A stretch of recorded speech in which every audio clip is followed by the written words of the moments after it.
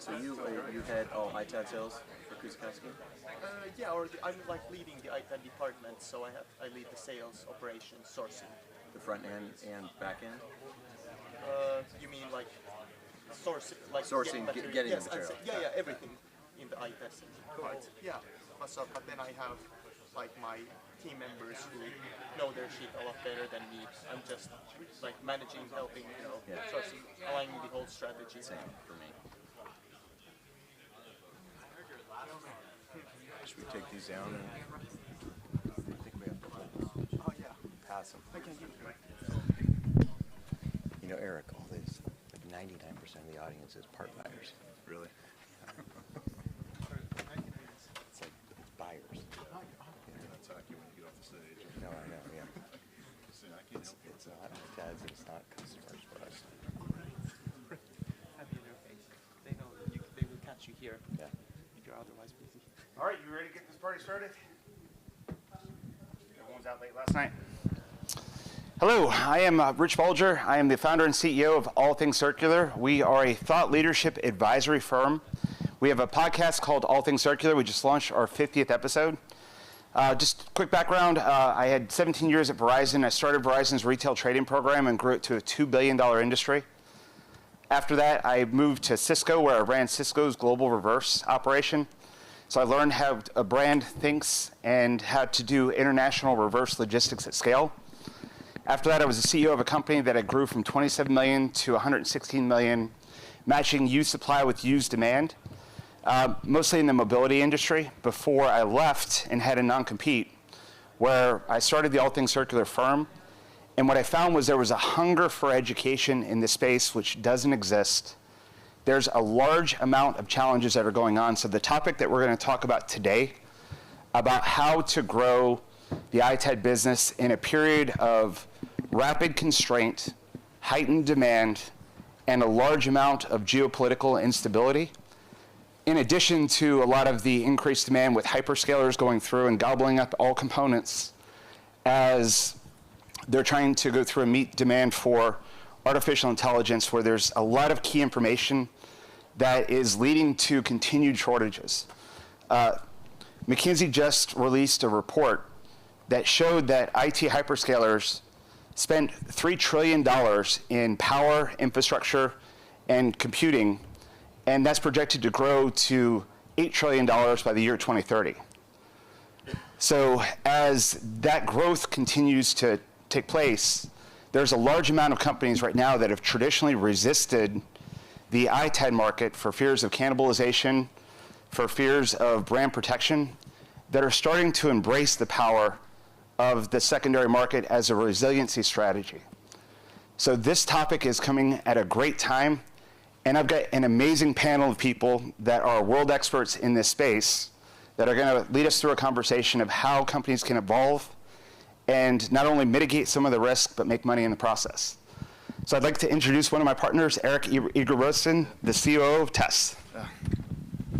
Thanks, Rich. I guess a quick introduction. Been in the industry about 20 years now. Started at a business called Integra a long, long time ago. Integra was acquired by Arrow, and I think everybody knows how that story went and kind of ended. Fortunately, I wasn't there to see the end. Joined TESS about 11 years ago, and currently Chief Commercial Officer at TESS, so with global responsibility for sales and marketing. Yeah, I have my own one. Thank you. My name is Ben Laszlo. Despite the name, I'm Finnish. I'm leading Kuusakoski Recycling's Itad operations. I've been with the company for 5 years, worked as a business controller, as a business development manager, went to the dark side, so from Finland to Sweden for 3 years as an expat, and now about a year been leading the Itad division back home. Glad to be here. Good afternoon. My name is Kevin Dillon. I'm one of the co-founders of ERI. I started ERI with my partner, John Shigarian, who's on the panel this morning. I'm responsible for all sales, marketing, essentially revenue. So customer procurement, selling materials out of the back end. I know that this audience in this conference, about 95% of the individuals here are buyers of materials, buyers of parts. And so I personally would love to speak with you. My team would love to speak with you. I'm also responsible for all business development and acquisitions and international growth. Thank you. All right, very good. When I was a marketing director and I started the trade-in program for Verizon, I told my South Area president that I was going to go to reverse logistics and supply chain, and he said, Rich, why would you ever leave marketing where you're loved to going into a position where you are blood-sucking overhead in supply chain? There was an ask to focus on generating revenue, selling accessories, and by the time I left running the monetization program for Verizon, we were a $2 billion revenue stream, and we were generating more revenue off of used product, things that people no longer wanted, than the sale of every accessory through every channel we had combined. So, question I have for you, Kevin, is how has Itad evolved from a cost center to a strategic function within large enterprises? It's a good question. Itad as a service has created intrinsic value within the organization, and I think that's been led by the data security element that's associated. So it used to be just the IT asset manager we were working with directly, to get Itad services. Now we're working with obviously procurement, but legal, the CISOs. So from a data security perspective, I believe that's personally led the charge in the United States. Additionally, working with service providers that have the ability to diversify the revenue streams that they're able to sell. A lot of Itad companies in North America are really great at selling 5 to 6 products, and the multitude of other products they outsource. They outsource the processing, they outsource the recycling, and so at ERI, where we've been able to create value is by having a very diversified portfolio of buyers all over the world that we can maximize the revenue and turn the old traditional Itad service portfolio accounts to a net positive account for our customers.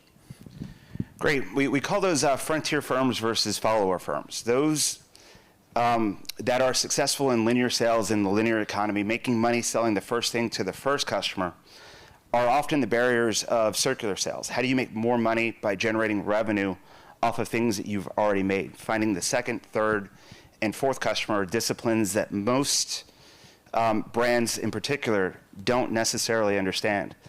So to the panel, anyone that would like to jump in on this one, if you could go through and talk to any brand or manufacturer about the power of the Itad market and how could they harness it when they typically fear cannibalization versus the resale value effect, the ability to go through and upgrade a sales cycle by applying the residual value to the next thing, what would you say? Ben, it looks like you want to jump in on this one.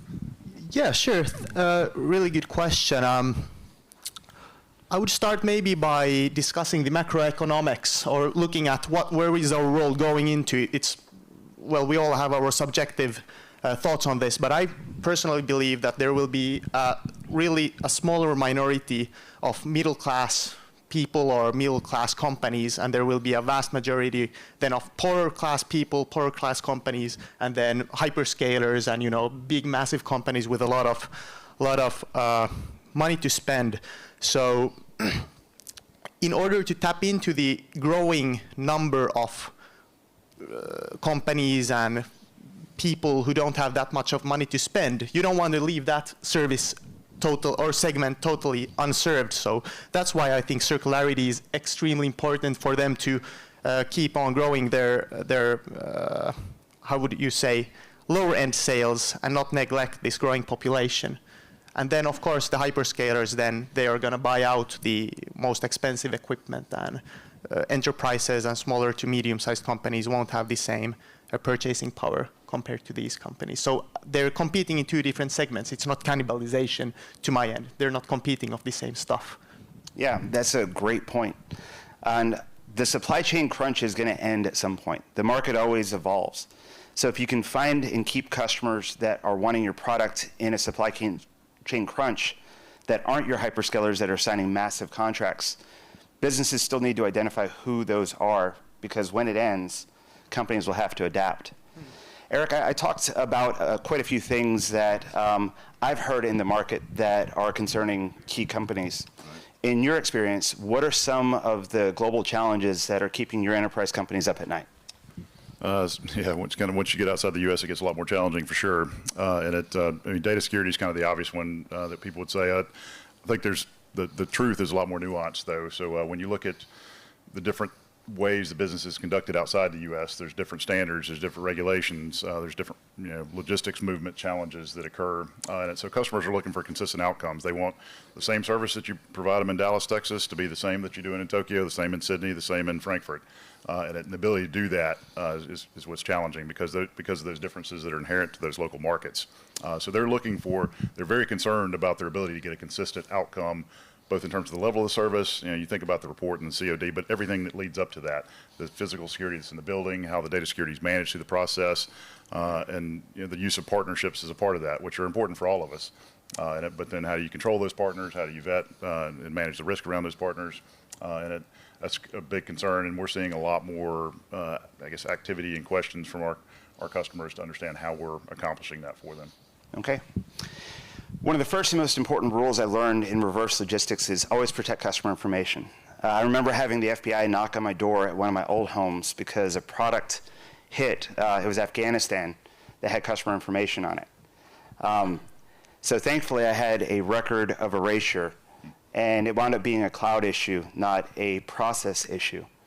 But in a world where companies are trying to go through and manage data and trying to move from destruction of things by hitting with hammers or throwing them in the chipper, because those products still have residual value, and the supply chain crunch is a pain point, and data security is a pain point. Everyone mentioned some accreditations, R2, ISO, ADISA. Is accreditations enough? And I'll open this up for the entire group since everyone's mentioned this at some point. Or is operational transparency and value generation also a key things, and how are you addressing those? Since I'm holding the mic, I'll jump in. Certifications are definitely not enough, in my opinion. I mean, there was a point in time for those of us who have been around for 20 years that there weren't certifications, and so there was a desire for that. Certifications came in, upskilled the industry, got people to a common standard on some level, but there's a lot of variation. Everybody that's R2 certified is not the same, and that's a challenge that we face from a client perspective. The less educated clients don't understand the difference in between some of those. So, from our perspective, it's a business imperative to offer that operational transparency because, candidly, that's how we differentiate from other folks. And we want to educate our customers that, obviously, we think we do a reasonably good job on how we do that and why we're the right fit for them. So, I think certifications are kind of the price of admission. I mean, that's kind of what you have to have, and they are important but that's where it starts. It's not the end. Great. Ben? We'll just pass it on down. Sure.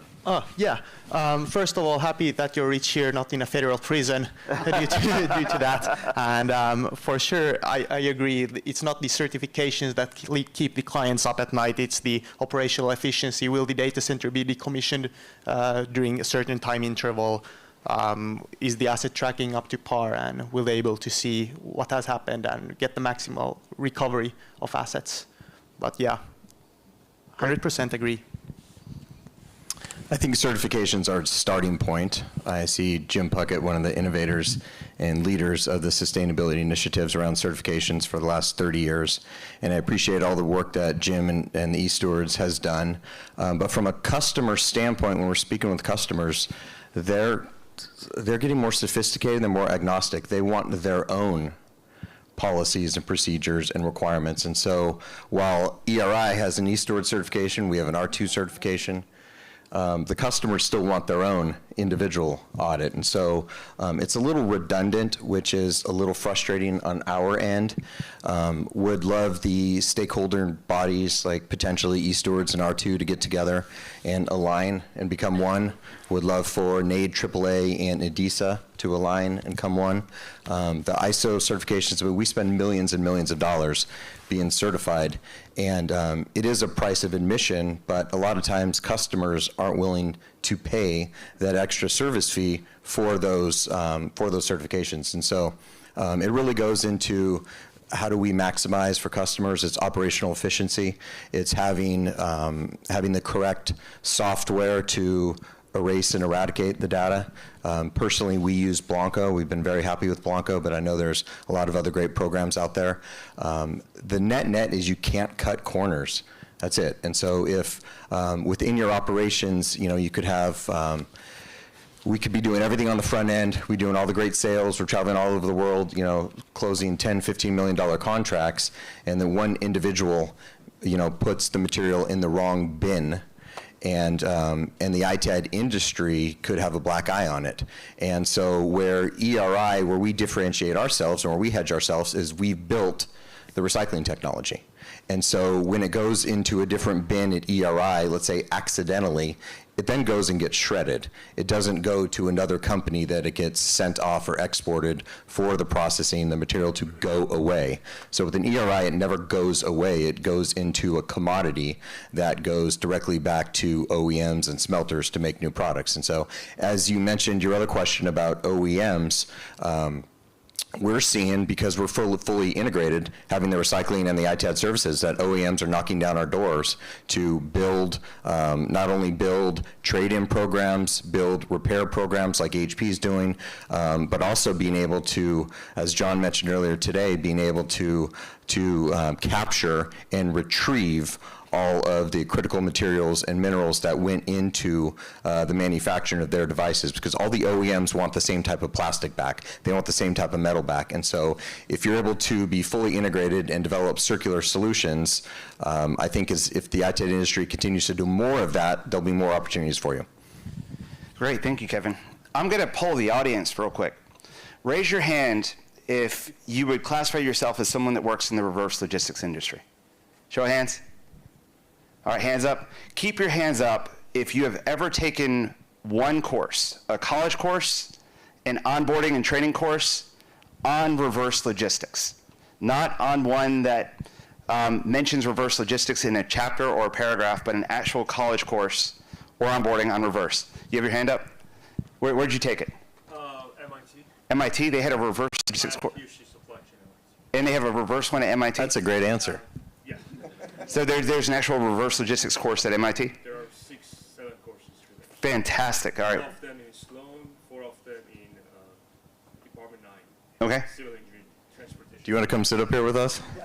I'm learning. All right, there was one other hand up. Where did you take it? University of Helsinki. Helsinki has a reverse logistics course. Cool. I've only found one college on the planet that has a reverse course, so 2 more is great. Kevin, you mentioned the fact that some of your manufacturers and clients have their own requirements. And reverse logistics is one of the most undereducated, undertrained parts of supply chain. And it's also one of the most complex. There was one of my friends that has a fire extinguisher on a pole like that they can move up or down from 2 feet to 4 feet just based upon the vendor that's coming in, because they both had different fire extinguisher requirements. Someone trying to go through doing the best that they can. We've asked the same question to about 600 folks. We've taught in 8 different countries, 18 master classes. And up until this point, I've only found 2 people that have taken a course on reverse logistics. And both were professors at the college where I got my degree in reverse logistics at a master's program. So when you're dealing with clients that have requirements, trying to do their best, but they're not really educated on the space, everyone's just kind of thrown in to the mix. I got pulled into reverse from marketing. Everyone has their own story. But Kevin, since you have the microphone, when you're looking at value generation, ESG is kind of taking a back seat with some of the political changes, but revenue has always been king when it comes to how businesses run. What would you say is the difference between a value recovery program that generates 10% recovery versus one that generates 30% recovery or more? Yeah, great point. Quite frankly, it's being able to sell more products, and from whole units and parts. So it's the entire audience here in the room today. That is what separates the ITAD services and generating the highest revenue, highest profitability. From us, also, it's generating revenue on the metals. So we can generate revenue on the metals. We're not outsourcing that products. And so it's being able to sell a diversified portfolio of assets and parts, have transparency to customers, and be able to sell the metals to maximize the resale value. Great. Ben, you want to take that one too? Yeah, our company's roots, we're a 112-year-old company, so our roots are in recycling, so I fully agree on what Kevin just mentioned, that the metals is a critical aspect of it, not only from chain of custody perspective, but value generation perspective. One thing that I've been pondering myself is that now we're talking about the end of life fully, right? When the IT assets come end of life and we then resell it or recycle it. But would there be still additional percentage points to be taken if we would enter the beginning of life phase? So we would be just pushing on new products and devices into market. For instance, ERI, you guys would be leasing, selling new products, having a trading program yourself. And then, it's like a bubble, what NVIDIA is doing. They're financing the data centers themselves so they can buy NVIDIA chips. So we would be, selling clients our products or our OEM products, getting it in and then selling it for second life. But maybe this could be also something. Or challenge me. No, great. All right, let's get back to the manufacturing backlog and some of the critical shortages. Eric, I'm going to ask this one to you. So with manufacturing backlogs and RAM shortages, IT asset in some cases is viewed as a competition or threat or cannibalization. Mm-hmm. Should IT firms be considered a supply source in today's environment? Yeah, I don't think they have a choice, to be honest with you. I mean, the constraint is real. So our business is owned by SK, which you may or might have heard of. They also own SK Hynix, who we have a relationship with, and so we have some visibility into what the shortages look like in the memory market based on conversations with them, and they're not going to catch up for years in it. And so, I'm assuming Samsung would have been in a similar position. They're all working on building additional capacity. That's going to take a period of years. They say as many as 5 years to get caught up. So in that time frame, what do? People still have to decommission stuff. They still need to do things. They're going to need spare parts for different things in it, and you can't get it from the traditional kind of OEM sources of this type of thing. And so you have to. And we're seeing that those requests. Historically didn't see a ton, to be honest with you, here and there, but over the last 6 to 8 months, we've definitely seen a lot more requests come in. We've also seen some product flows slow down as people feel like they need to hold on to that material longer because they can't get the replacement material. Okay. Are enterprises harvesting components, and I'll open this up to the entire panel, such as RAM and solid state hard drives, or are they defaulting to whole unit disposition? Are you seeing people identify products that have already been made and harvesting components out to make the next thing, or are they still treating products as whole unit disposition? And RAM right now is a great one. You take a Chromebook with RAM that as a unit is about $80, but if you take out the RAM is worth more than the whole part. So we see different behaviors between the data center hyperscaler group and call it the employee asset, kind of Fortune 500, Global 2000 set. If you look at laptops or that type of equipment, we're seeing whole unit sales or dispositions coming our way. We don't really see people doing much parting out of material or trying to harvest some of those components. Data center side, we definitely see some of that activity, although most of them, we don't see it with them doing themselves. They're asking us to do it as part of the disposition program, and then we feed that back to them. Yeah, we see the same. Enterprises are decommissioning full units. Data centers then know the value within their servers and so forth. I'm thinking, is there anything smart I could add on top of, but nothing from my end maybe. Eric covered it. Do you have something? Same exact Yeah. answer. Yeah. Okay, a couple years ago there was a big theme, building centralized centers that could go through and process massive amounts of products at scale. But due to the geopolitical instability, taxes and tariffs became a big one. Now there's wars and there's disruption in transportation routes and increased costs to move things. Are you seeing and are you guys experiencing more regionalization, moving products to be manufactured, recovered, and processed in country, or is there still a centralized model that exists? From an European perspective, we're reliant on US manufacturers, and then we're reliant on Asia's raw materials. Then we have this Green Deal, Critical Raw Materials Act, and everything else that we're trying to make sense of. And to be honest, Europe should be I don't know if we can afford to be only regional. We don't really have that capacity, or maybe we do, but this is my thought. I'm not a politician, so I can say whatever I want, right? I think we cannot afford to cut ties with Asia. We cannot afford to cut ties with US. We need to stay global as a continent. Of course, then supplying our customers with regional solutions is the key. But I cannot see us working alone, no. I know for us in the U.S., we're working directly with the White House and the DOE on capitalizing and securing and procuring and maintaining the raw earth metals and critical materials to stay within the United States. That is one of the key initiatives of the current White House. And whether that ties, or that's actually why we got into battery recycling. So we're also doing battery recycling because of that element. And so if anyone's a U.S. entity, there's many different programs in working with the DOE where there's different grants that are available to you. And so I would encourage you to look into those opportunities. But in the U.S., they're trying to keep the materials from a macro perspective stateside. From a global perspective, though, we are seeing, so ERI, we service 146 countries. We have, I believe, 52 different partners all over the world that we have to audit, and they're exceptional partners. I know there's about 20 of them here today.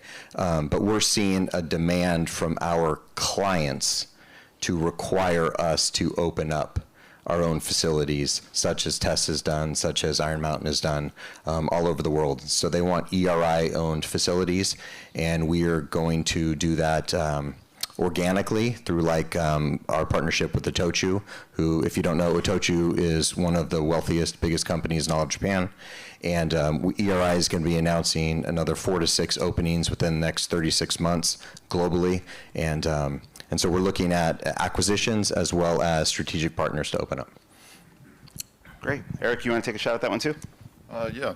So U.S. is quite simple in it from our perspective. The regulatory environment's not what it is in other parts of the world.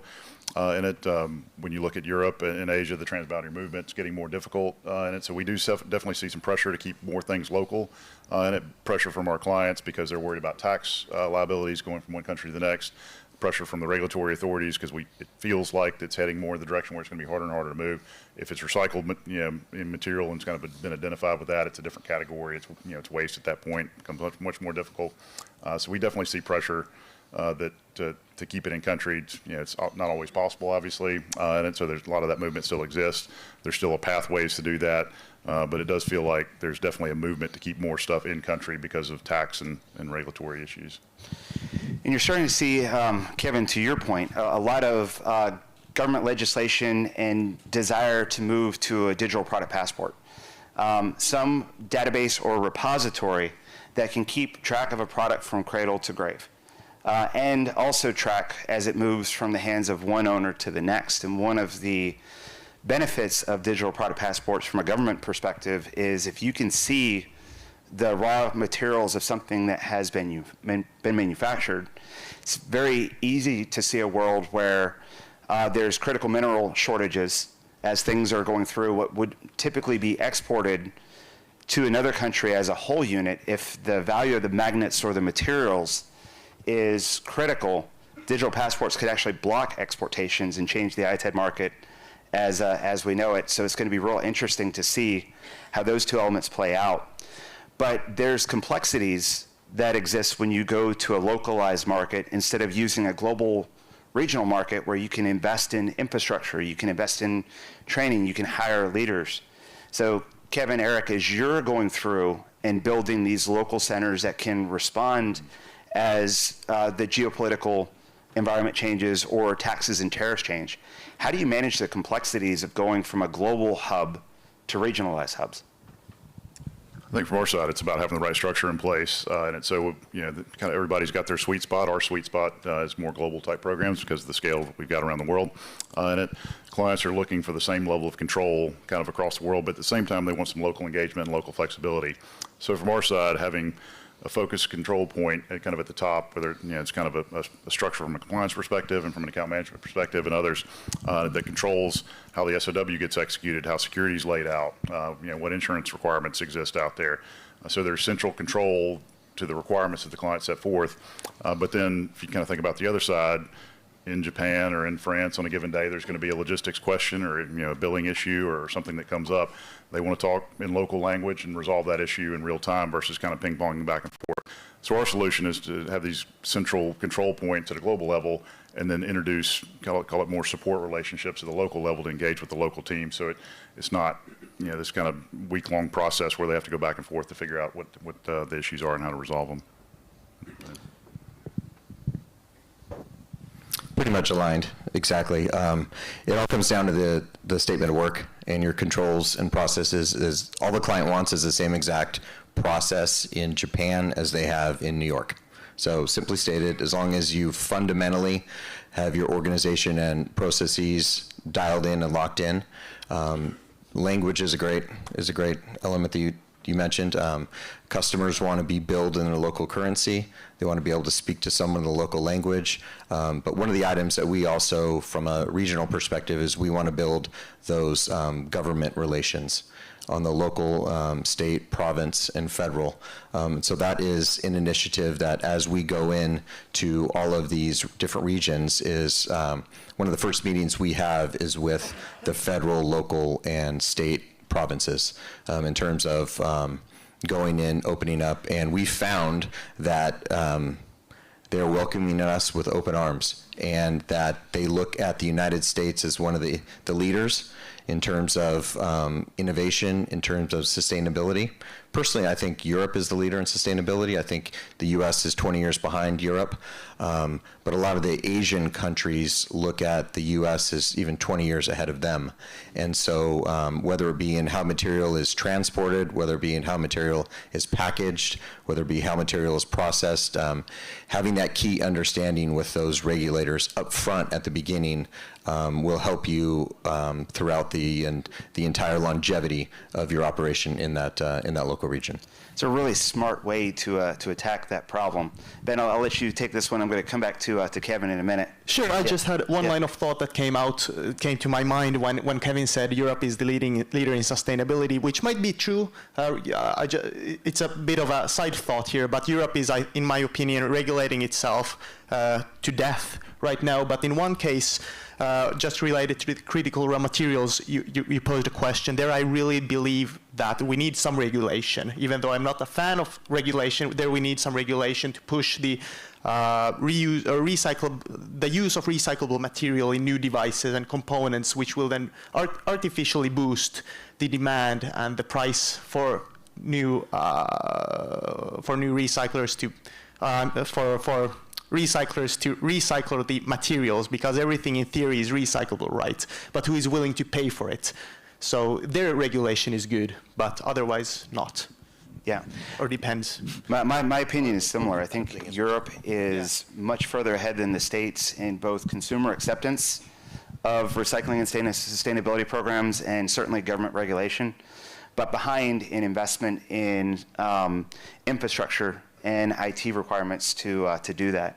If you look at the size of investment in circular platforms, those places that match use supply with use demand in B2B and B2C, the US market cap is about 10 times greater than the market cap of similar technology platforms here in Europe. But the size of the European economy is not 10 times less than the size of the US economy. So there's some work that needs to get done. But Kevin, you mentioned something that I haven't heard before that I think is fascinating. I want to lean into it a little bit more. And very smart, where you start with governments and learning what is important to them as you enter into the market. I'm sure there have been some pretty compelling questions and some aha questions or statements, and I'm not sure, not to put you on the spot if you feel comfortable sharing, but what is one of the most interesting things that you've heard from the governments as you're trying to lean into the space? They have no idea what's happening. Yeah. That's truth. So they have no idea what's happening in their local communities, in their local province. They think that everything just goes away. The reports, the brokers of sham that Jim's organization just did, that helps. That helps show what the improper actors are doing, which helps raise the bar to the quality organizations that are doing the right thing. I mean, it costs a lot of money to do the right thing, and it's easy to cheat in this business, and I get pissed off when I read that shit. Because when you do it the right way, and you have the infrastructure in place, and you have the certifications, and people are out there cheating, it pisses me off. And so educating the local individuals about what is really happening behind the scenes, that was an aha moment that in some of these regions that they just are completely clueless. Another thing, like you said, I love to say that. You said everything's recyclable. Everything is recyclable. Is someone willing to pay the cost to sort it out? That's really what it all comes down to.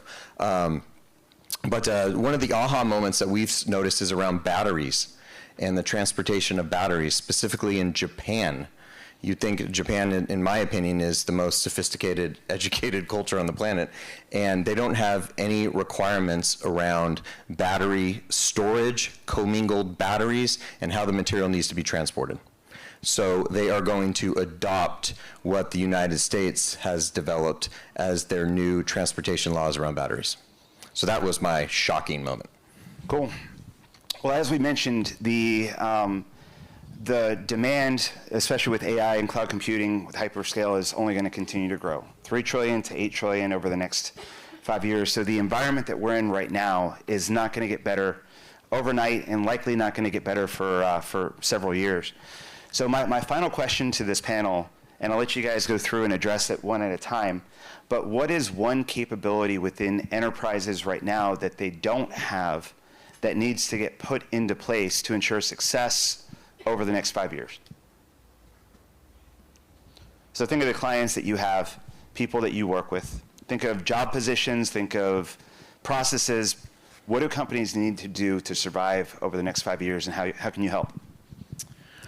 I think they need to have to go all in on AI in terms of analytics of what the value of the current equipment they have on hand is, and at what point within that life cycle should they give it to an Itad service provider versus, and buy new equipment versus holding on to the material too long. And I think that most organizations don't really have that nailed and done. I think the Fortune 50 companies do, but the other organizations don't. And so if they use the AI analytics, and that's what we're trying to help them do, and build platforms to show the value of all of their assets within their current inventory in their offices, which most of them don't even know. Actually, that's a starting point. They don't even know what they have. Yeah. Right? And so that's a first and foremost. But if you're able to capitalize and get that data from them, you could show them what the value is, and you could show them what the intrinsic resale value is on the secondary market, and how that could help it. What is that paradigm to where when they send it to the Itad service providers such as ourselves, that generates a cost gain. A positive net gain in terms of revenue as opposed to a cost.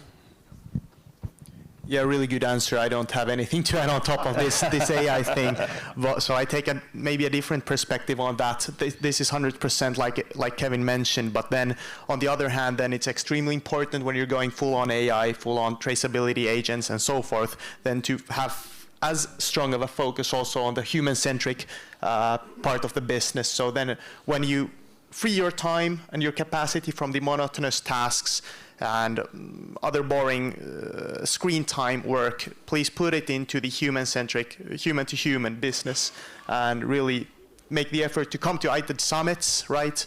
Meet, greet people here, be yourself, and build trust. I think this is something that we're lacking globally, all of us. So there can't be enough of that. Thank you, Ben. I'd kind of lean into what Kevin's saying about analytics. I think from the other side of it too, like all of us are generating, collectively petabytes of information, and how's that getting leveraged and used by our customers? And I guess the question to us is how are we presenting that to our customers so they can leverage and use it? Because I think we have to help lead the way. So if you think about everything we capture, on a given unit, we're capturing 20 data points on it, from the configuration to defects, different things associated with it, and and customers don't really use that information. And typically, we as an industry don't present it in a way that's actionable to them. They get a report, it's got a bunch of serial numbers on it, may have some summary bar charts on it, but it's not informative enough for them to take action in their program. So I think that's something we can adjust from an industry perspective, is to provide the information, probably no different from what we're providing today, but just in a different way. And then from their side, they need to be able to absorb that and use that in a way to refine their programs. Yeah. Well, this has been an inspiring conversation with inspiring people. Kevin, Ben, Eric, thank you guys very much for the preparation for this panel, the insights that you shared. Our world is shrinking. The resources that we have are getting much more scarce, but we're also getting a lot smarter in how we're leveraging information to optimize, and we have to. So to this team, thank you very much for joining us today, and thank you all very much for attending.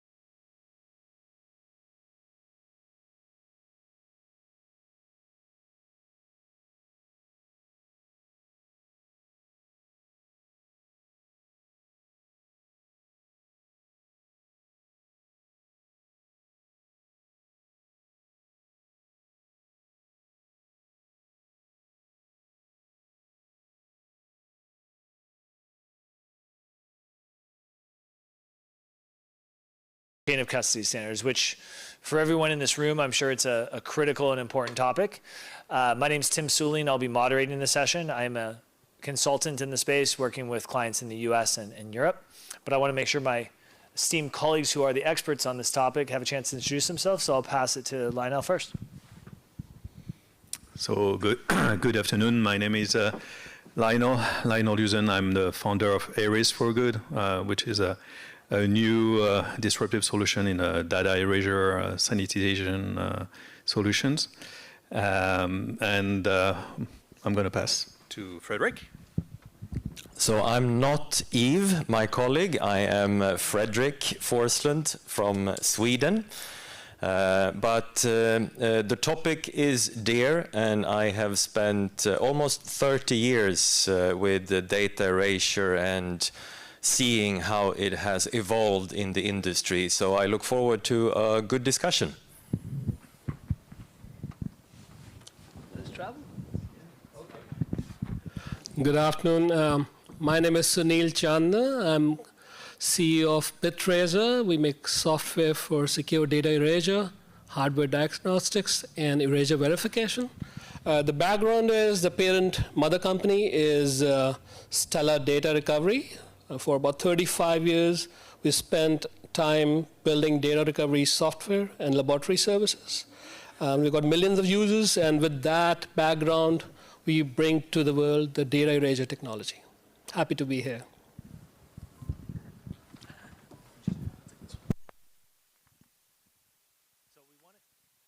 We wanted to start with just a bit of the fear of not actuating proper data erasure, right? So just a few case studies. If you go back to 2022, which is quite recent, right? Morgan Stanley was fined 115, excuse me, I know this is in US dollars, but US dollars by the SEC in various states because they hired an Itad vendor who had really no experience in data destruction. I think most of us are familiar with this story at some level, right?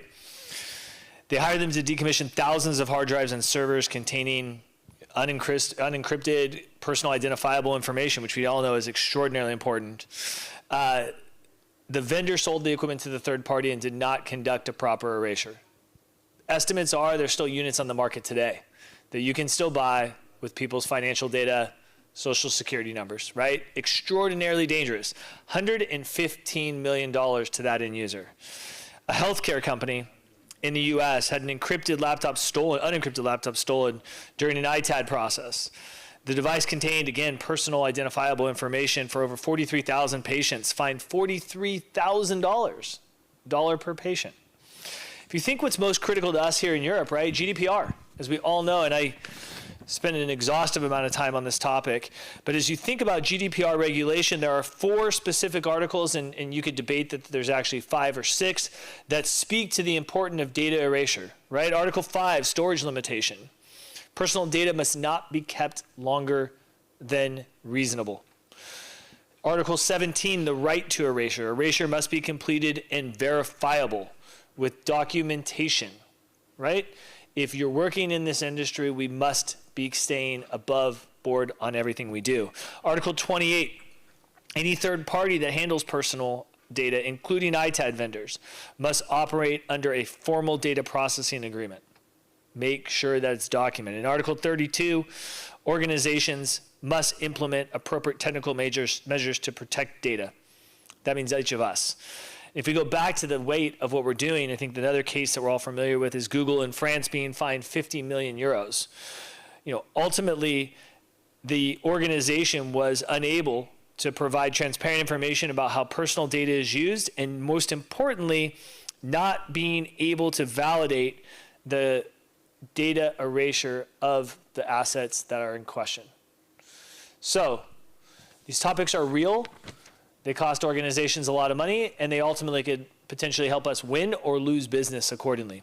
So, based upon our colleagues on the stage, we thought we'd go through a series of questions, and we have a few for you, and then there's an open Q&A at the end, if that works from an agenda perspective. So first off, and we'll go to all 3 of you, start with you, Lionel. When you think about these activities that I just mentioned, how can these types of activities be avoided by partnering with your firm? And then the same question goes to the other 2 individuals. Thank you, Tim. So first of all, what's important is with Areas for Good, we came up with a solution because originally we're still an ITAD, so we're collecting products, and we were facing a large amount of products that couldn't turn on, and for us it was such a waste, to shred those products to send that to WEEE, that we needed to find a solution. So, with the ITAD perspective and also with, the agreement we had with the different, carrier, distributor, customers, we were facing, this basically solution where no solution is on the market today, where basically you need to be sure that the data of the customers have been completely cleared, sanitized, at the same time, you still have a big electronic components on your hand, and you want to reuse it, because that's basically what an ITAD is doing today. We're trying to reuse as much as possible, the components, the LCD, the cameras, battery, whatever components are in the product. So we came up with this solution, and it's pretty innovative. We patented the technology 2 years ago now. And basically what we do is, it's a hardware solution. So you put the products in the machine, and we're using X-ray technology, so radiation, very slight radiation dosage, that will completely reset the memory of your electronics. So this is, brand new on the market. This is very different from what you can find at a software data erasure solution, or of course shredding, that is the least, the last possible solution for you to be sure that the data has not been completely destroyed. So this is one of our solutions today that we're trying to really promote on the market. And what's important also, and we'll discuss probably with my colleagues here, is the different standards on the market that we currently have, and what the trust that we can give to our customers if they are going through one solution to the other. Excellent first commentary, and I think we all understand that this is about compliance, that we need to make sure that we adhere to the different best practice and regulations that exist in the market to avoid the kind of scenarios that we heard about. And today you have several good programs how to certify your organization. We have EDISA, we have R2, etc. And being able to prove that your processes are well designed, that you live according to your processes, is something that builds trust for the industry, and also make sure that we avoid the kind of data leaks that is a complete disaster when it happens.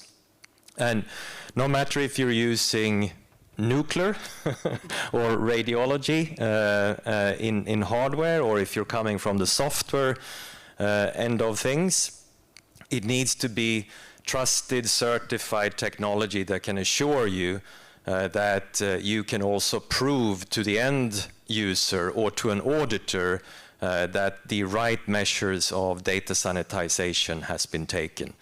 So compliance and really looking at best practice and certifying your organization as well as your methods. Well said. What I wanted to share is that the world is getting really complicated because we've got huge amount of storage technology devices that are available. And also there have been erasure standards that have kind of evolved from one to another, but was pretty fragmented till we had this IEEE 2883 standard. But as an ITAD, your corporate customers haven't really caught up very fast. They're still sometimes using a legacy policy that points to a legacy standard that doesn't even figure out how that device works and doesn't cover that. And this is where we step in and add value, is we kind of close those gaps and ensure that there's no data breach and that you and your customers remain safe. Circling back on the GDPR topic, right, as I know it's important to anybody who works in the European market today, how specifically, I know we just talked about how we're helping our customers avoid these previous types of activities, but how specifically are your companies working to ensure companies remain GDPR compliant?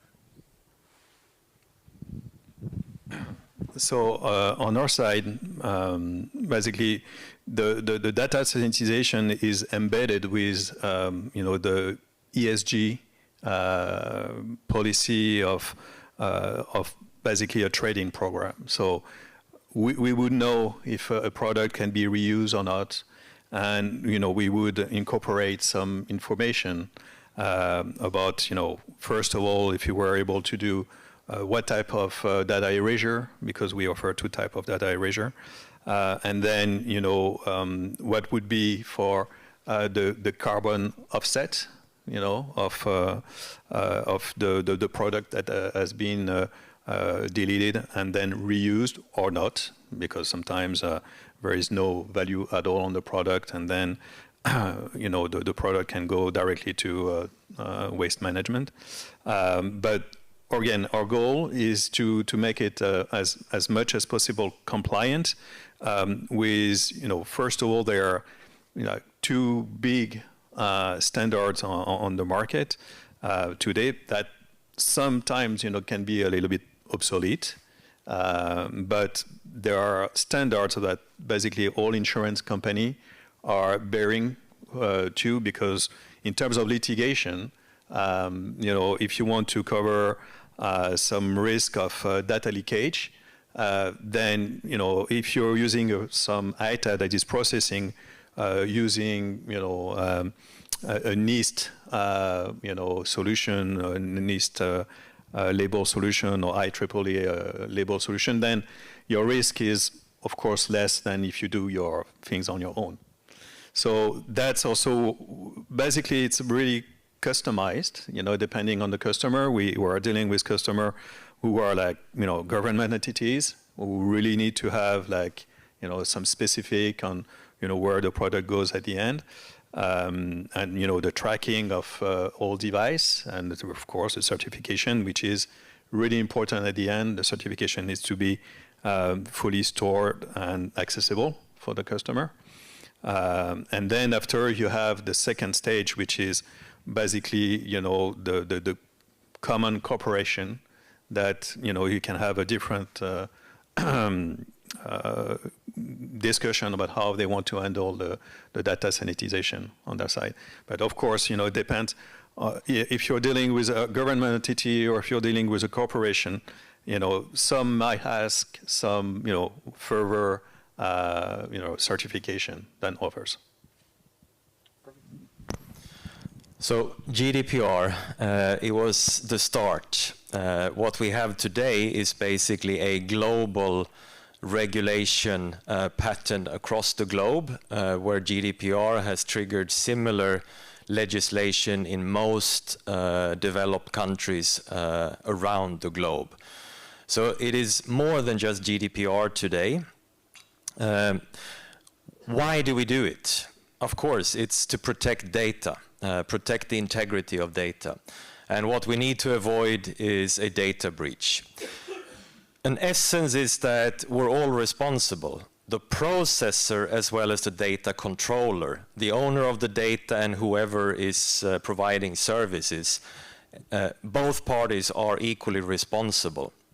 So when you think about solutions, you have to have solutions that are dedicated for the processor to be able to do an efficient, good job in mass volume. But you also have to have solutions for the end customer, the controller, directly, where they have completely different use cases and scenarios. So to be able to service everyone under GDPR, you have to cover both the controller and the processor. And then finally, you need to look at also the asset life cycle as well as the data life cycle. The asset life cycle is, of course, no equipment can leave your control with data on it. That need to be certified, and you have to be able to prove it after your operation. But also, sometimes you need to target the data directly. You need to have surgical precision to be able to target the end of a retention period of data sitting in a specific storage environment. So under GDPR, etc., you need solutions to also target data lifecycle to complement the asset lifecycle. Well, there's not much left for me to cover. They were very comprehensive, to be honest. But I think a couple of things that you could kind of consider is on-premise data erasure, so kind of reduce chain of custody risks. So that's something to consider. Erasure at file level, so that sometimes when the device is not leaving the chain of custody, but still the data shouldn't be existing anymore. So file or volume level erasure or something that's the data center, LUN erasure, is something that could come into scope of activities for GDPR compliance.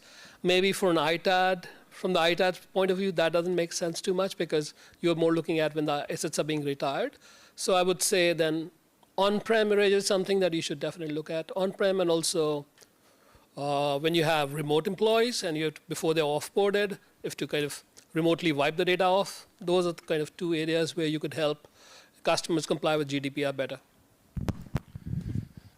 Perfect. So how about we hit you with a question first next time? So one of the things we've all been thinking about as we were talking about our session today was streamlining processes, automation. How can we create an automated and integrated process between systems to prove the compliance and also to remove human error? So all professional erasure tools, for starters, need to have automated chain of, automated audit trails that are tamper-proof.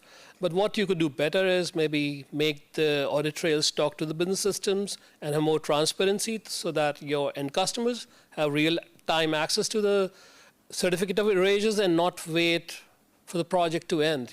That gives you a lot of comfort.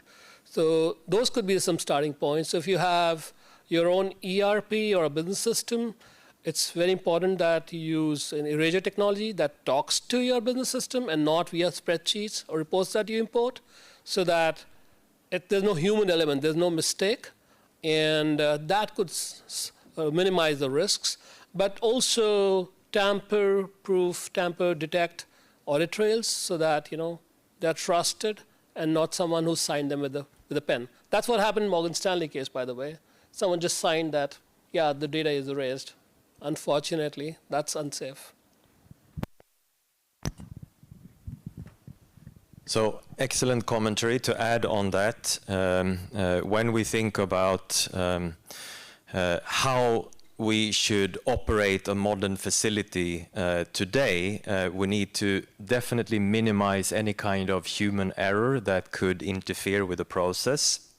So when you look at full-scale environments, you will be looking at automation where you design unique workflows per customer requirement. Each one of your customers might come with a different agenda when it comes to what they want back from you. So to be able to work with each customer and cater to their needs, you need to be able to design workflows that can drive the process automatically, fulfill all the security specifications that have been put forward, and then, of course, be able to adopt and make sure it's as efficient as possible. And for you who attended this morning introductory session up on the roof, you heard HP, Jennifer, talk about HP having developed a specific requirement program on how they want refurbishment to work. That's a typical example where you can deploy a software-based workflow that follows all of those steps in the process and ticks them off one by one without human decisions, without human interactions, and relying on the software to help you with that and make sure that you have consistent outcome.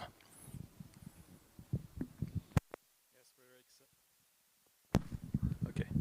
I have nothing else to add to what you said, yes, but basically, yes, integration, I mean, ERP integration is, of course, really important. The fact that, today you're offering a solution we're offering a solution to our customer that basically make their life easier in a way that, all their product went through a system. We've been certified. They are certified as well, so they have also, chain of custodies and a lot of, requirement on their side.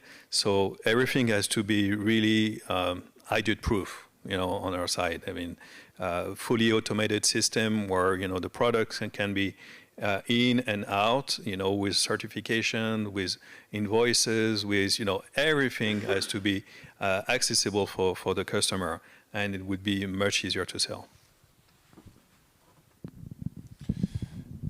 Thank you, guys. Perfect. So one of the things that we're talking about is next generation, right? So one of the key items that we kicked around back and forth was, what types of additional service offerings are each of your firms providing to, let's call it, ITADs that want to stay ahead? How are we making their lives easier? What does the next generation look like for you?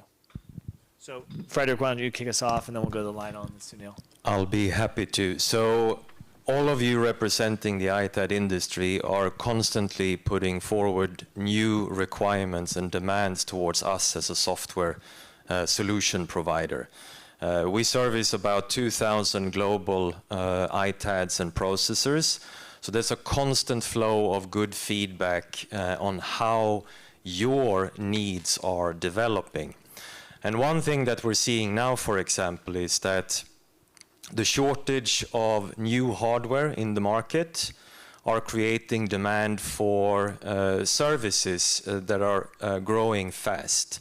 Many of you might be contacted by your customer base and say, these 2,000 laptops, we actually want you to take them back, erase them, refurbish them, re-image them, and be able to send them back to another division within our enterprise structure, because we have issues sourcing new hardware.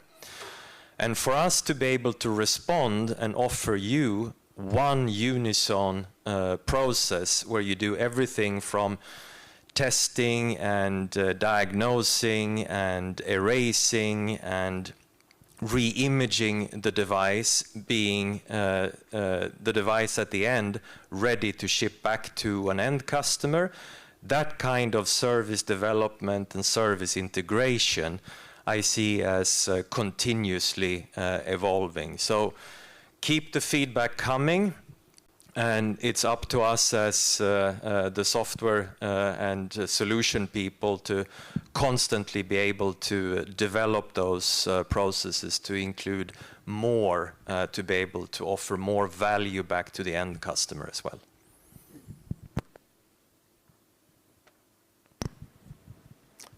Almost copy-paste, and then 2 more lines. Yeah, so I won't bore you with the same, but another thing that ITAD customers come to us is say how I can make the process more efficient, devices can be processed out faster, and the turnaround time can be reduced. And that's sometimes when you can make the processes run together, like erasure and diagnostics running together, complementing and saving time. More automation, more touchless erasure, and as much automated tests as possible. So that's what we are working on to ensure that the devices are out faster. And there is another data security aspect, but I'm expecting a conversation around that. I'm holding that value for later. Thanks. Yeah, on our side, it's a little bit, I mean, we're still working on the same base, but as we're a newcomer on the market, and we're seen as really a disruptive solution, people are coming to us with some issues, but basically they cannot find solution elsewhere. For instance, we have companies who come recently with eSIM, because for some companies you have data on the eSIM, and that's something that how you're gonna delete the information part of this new technology. So that's something really specific on the market. Also, it can happen also that you have some customers who are looking really for a solution that are versatile in a way that they can work in their own facility, but they can offer also the solution as a mobile solution, so they can come on site, because we have also many customers who are basically forbidden to bring export their product out of their facility. So this is more like a technological point of view on our side, because again, we're coming with a very different angle with a new technology and something really specific where we have people coming on the market today, people like from rental cars, and say, can you wipe the data on the cars? Because that would be ideal. We have renters and we have all the information, their contact and all the information. So we have different business cases. Of course, we're going to what business cases is the most, productive for us. But where the data is really at the core of the issue today on the market. We need to, somewhat protect the data and be sure that it has been fully sanitized in a recorded way. Yeah. We were thinking about doing an audience participation question. However, I'm going to reframe it just a bit. We collectively feel as if there's some risk in using US DoD pass or clear methods for data erasure. Can you each provide a little bit of perspective on what some of that risk is and why we should look at alternative methods such as your own? Happy to chat about that. If I could just have a show of hands, how many people still use a 3-pass or a 7-pass or a NIST clear erasure to wipe devices? Great. You are in trouble. All right. NIST clear as well? Yeah? Purge is good. So, okay. At least it's less sleepy now, the room.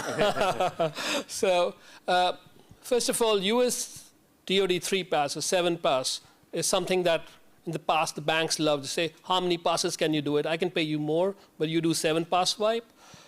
But if you go to the NISPOM manual, this was gone obsolete 15 years back or maybe more.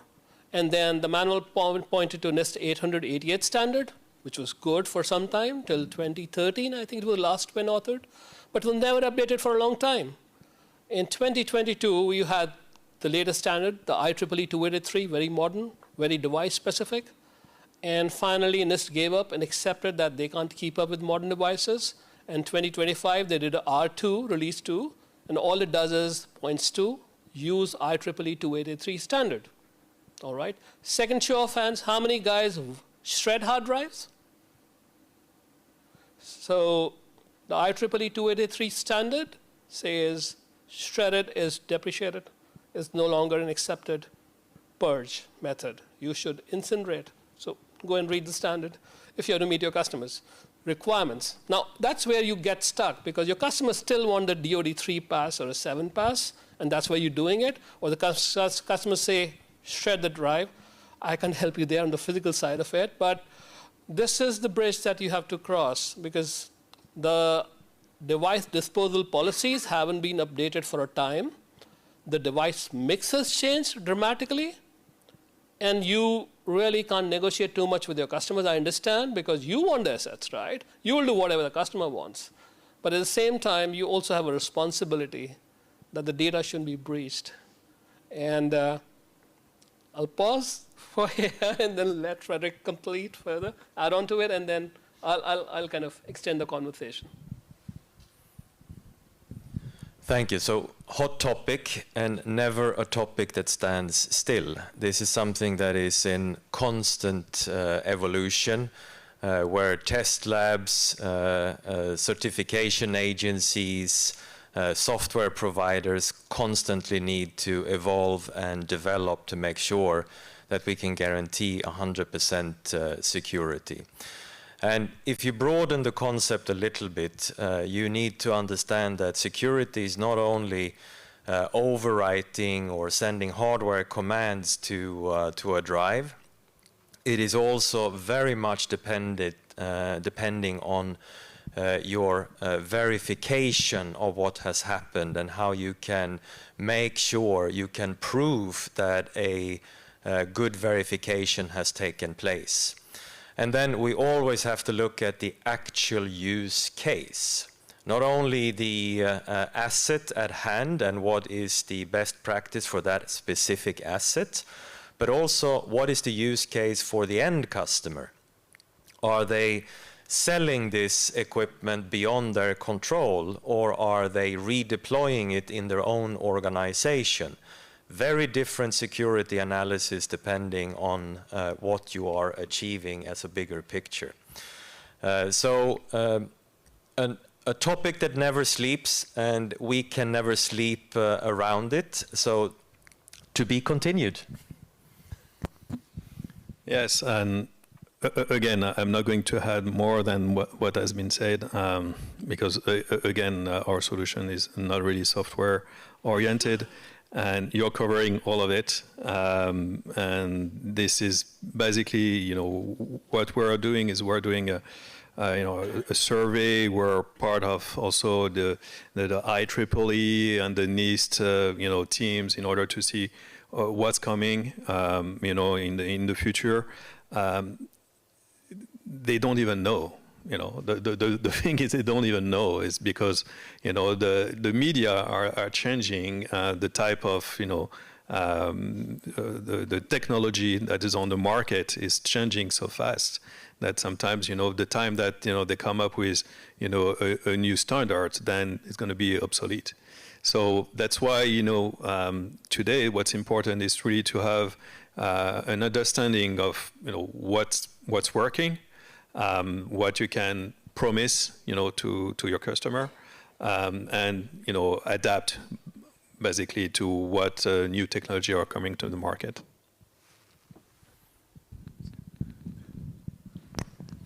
So, just to add on to this, may I talk more about the data security issues? So, about a year back, we were getting because our backbone is data recovery. We make data recovery software, stellar data recovery, millions of users for it.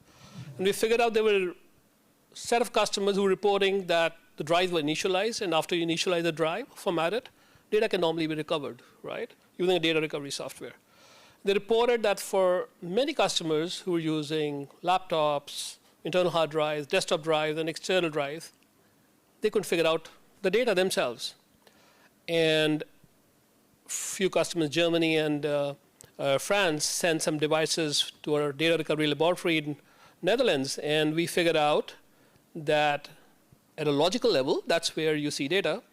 It was not visible, but when you access them with physical block address mode, the data was there. We extracted that. And then we extrapolated that finding to a problem of data erasure. And I'll repeat the 3-pass, 7-pass problem on this clear problem. I have this prop in front of you. It's an HP internal hard drive, HP laptop, made by Western Digital Blue drive. All hard drives are similar? No. Because traditional hard drives use perpendicular magnetic recording technology, and if you do a clear or 3-pass wipe, it works. But many of them have more data packed onto it and are called shingled magnetic recording technology-based storage media. Nobody can figure this out unless you really read the specs. Not the laptop specs, they would never tell you. But you would never find these drives in performance computers because they're slow. The problem is, it's like the shingled roof. The data has an overlap. And because of that, when you use a clear, by Joe, we tested all the erasure software in the market, all of them. You raise them, and you send it to a data recovery laboratory, they will get the data out. So please do not use Clear. It's very risky. And you can't invest an expert to wipe drives. You have a simple average Joe who would be just powering it on, and the erasure tool, probably over a network, over a USB, would start wiping. It better be purged. And if you have to comply with your customer requirements of a 3-pass or a 7-pass or Clear, we've figured that out. BitRaiser, when it powers on, reads a drive. It can figure out the special drive. So it purges it first, and then does an overwrite just to give you a certificate of erasure that meets your customer requirements, but ensures there's no data left onto it. But at the first step, these are fallback approaches. Clear is obsolete. It's end of life. Don't fall into that trap. It can bring you a lot of risk, and to your customers. Just as we come to a conclusion, I want to make sure we leave 5 minutes for questions. From the audience, any questions to our esteemed panel? And I'm not exactly sure. You're just going to have to talk loud if that's okay.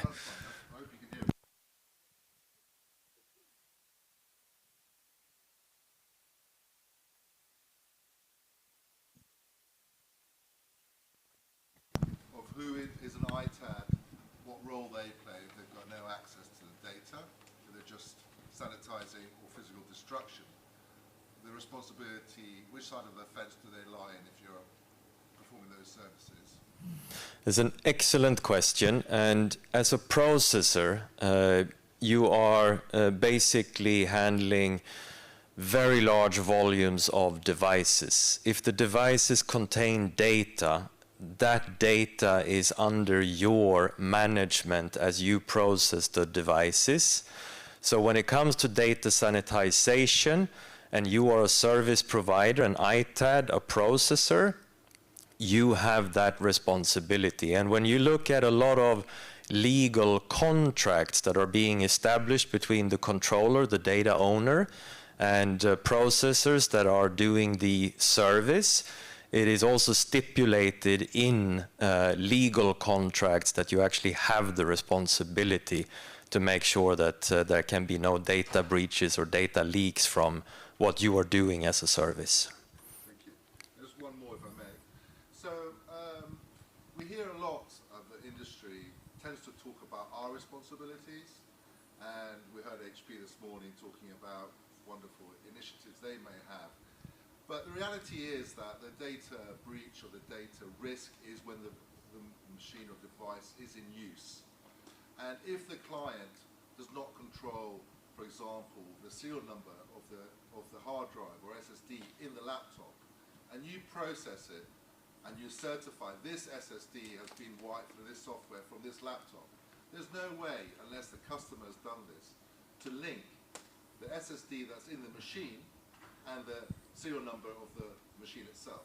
So that's the breach that could happen, because if that gets swapped out by an engineer or in warranty repair, the client themselves do not have that link.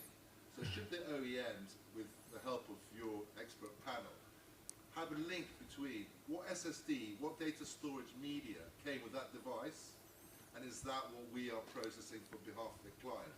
Because that is a fantastic opportunity for failure. That's an excellent question. And during the talk this morning, we talked about data continuing to move without boundaries in between OEMs to the end customer, to the processor, and integrating different software layers. I can assure you that the future holds a complete tracking of this is what was shipped, registered in the corporate ERP system or asset management system. You are preparing a decommissioning, you are preparing a manifest. That manifest will continue tracking the data going to a processor. The processor will have that manifest ahead of time. When they are processing, the software will run a workflow that verifies that it is the correct serial numbers. And this is not only important when we talk about workstations and the normal assets that we are using in daily life. It will be increasingly important when it comes to data center and data center drives coming from different systems where you need to track which drive has been in which environment and where does it end up next, and how do we make sure that we can trace everything back. Maybe it will take us a little bit of time to fully implement digital passports in products, but we're moving in that direction. And from the different partnerships that you heard about this morning, there's already initiatives where we can have this full chain of custody on individual drive level. And it will be productized step by step and offered. Let me see if I can do 3 in a row. So, the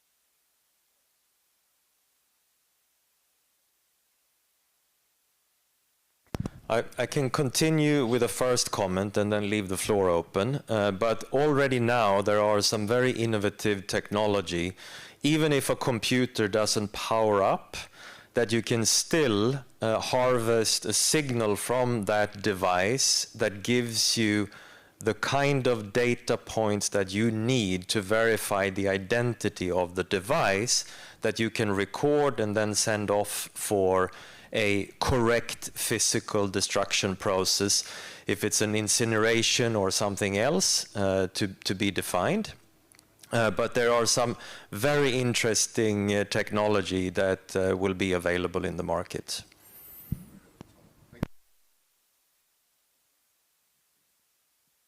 Number 4? No, 3. Three strikes and you're out.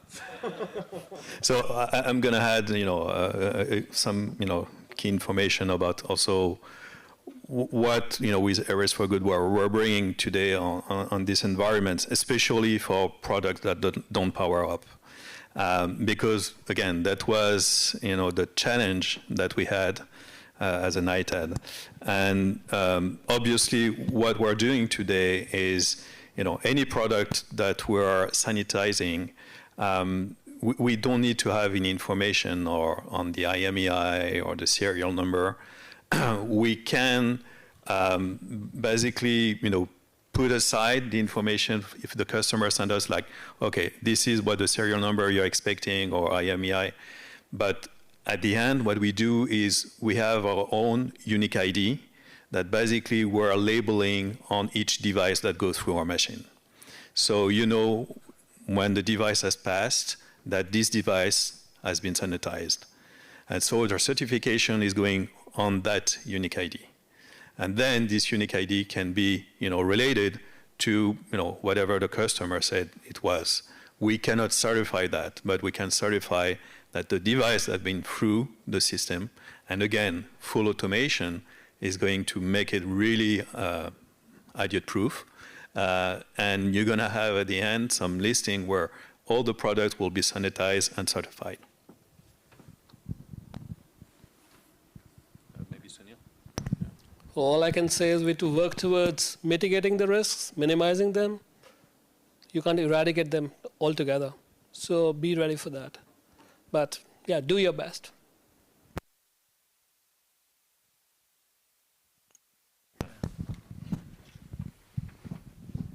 Any other questions from the audience?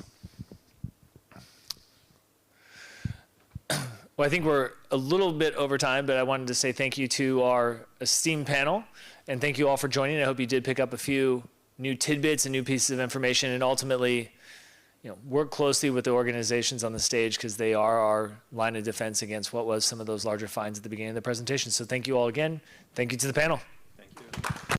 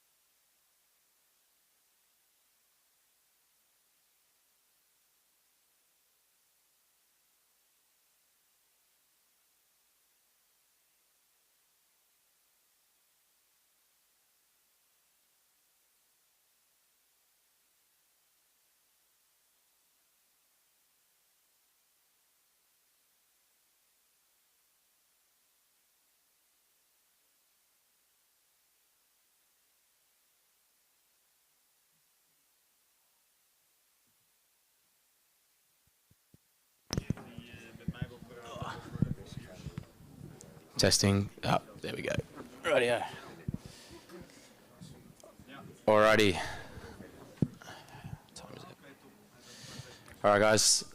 Thanks everyone for coming and attending this discussion. We're going to be talking about everything from OEM to the end of life cycle of the asset, and everything else in between. I've got an esteemed panel next to me at the moment, so we'll be touching on a few corners within our industry and things that everyone here in this room does on a day-to-day basis, and any insights and global perspectives that we all share, and hopefully that provides some value to you guys in the room. So I'll start off by introducing myself.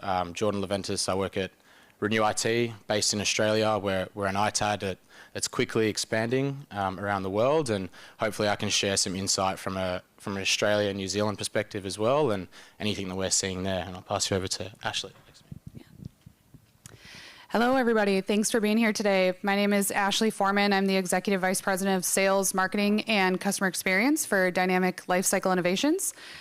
We are an ITAD as well, so primarily operating out of the United States. We have 3 locations in the US and have a global partner network, so we're able to provide a global reach for our enterprise clients. Hello, my name is Teófilo del Toro. I am the CEO of Full Circle Electronics for Latin America.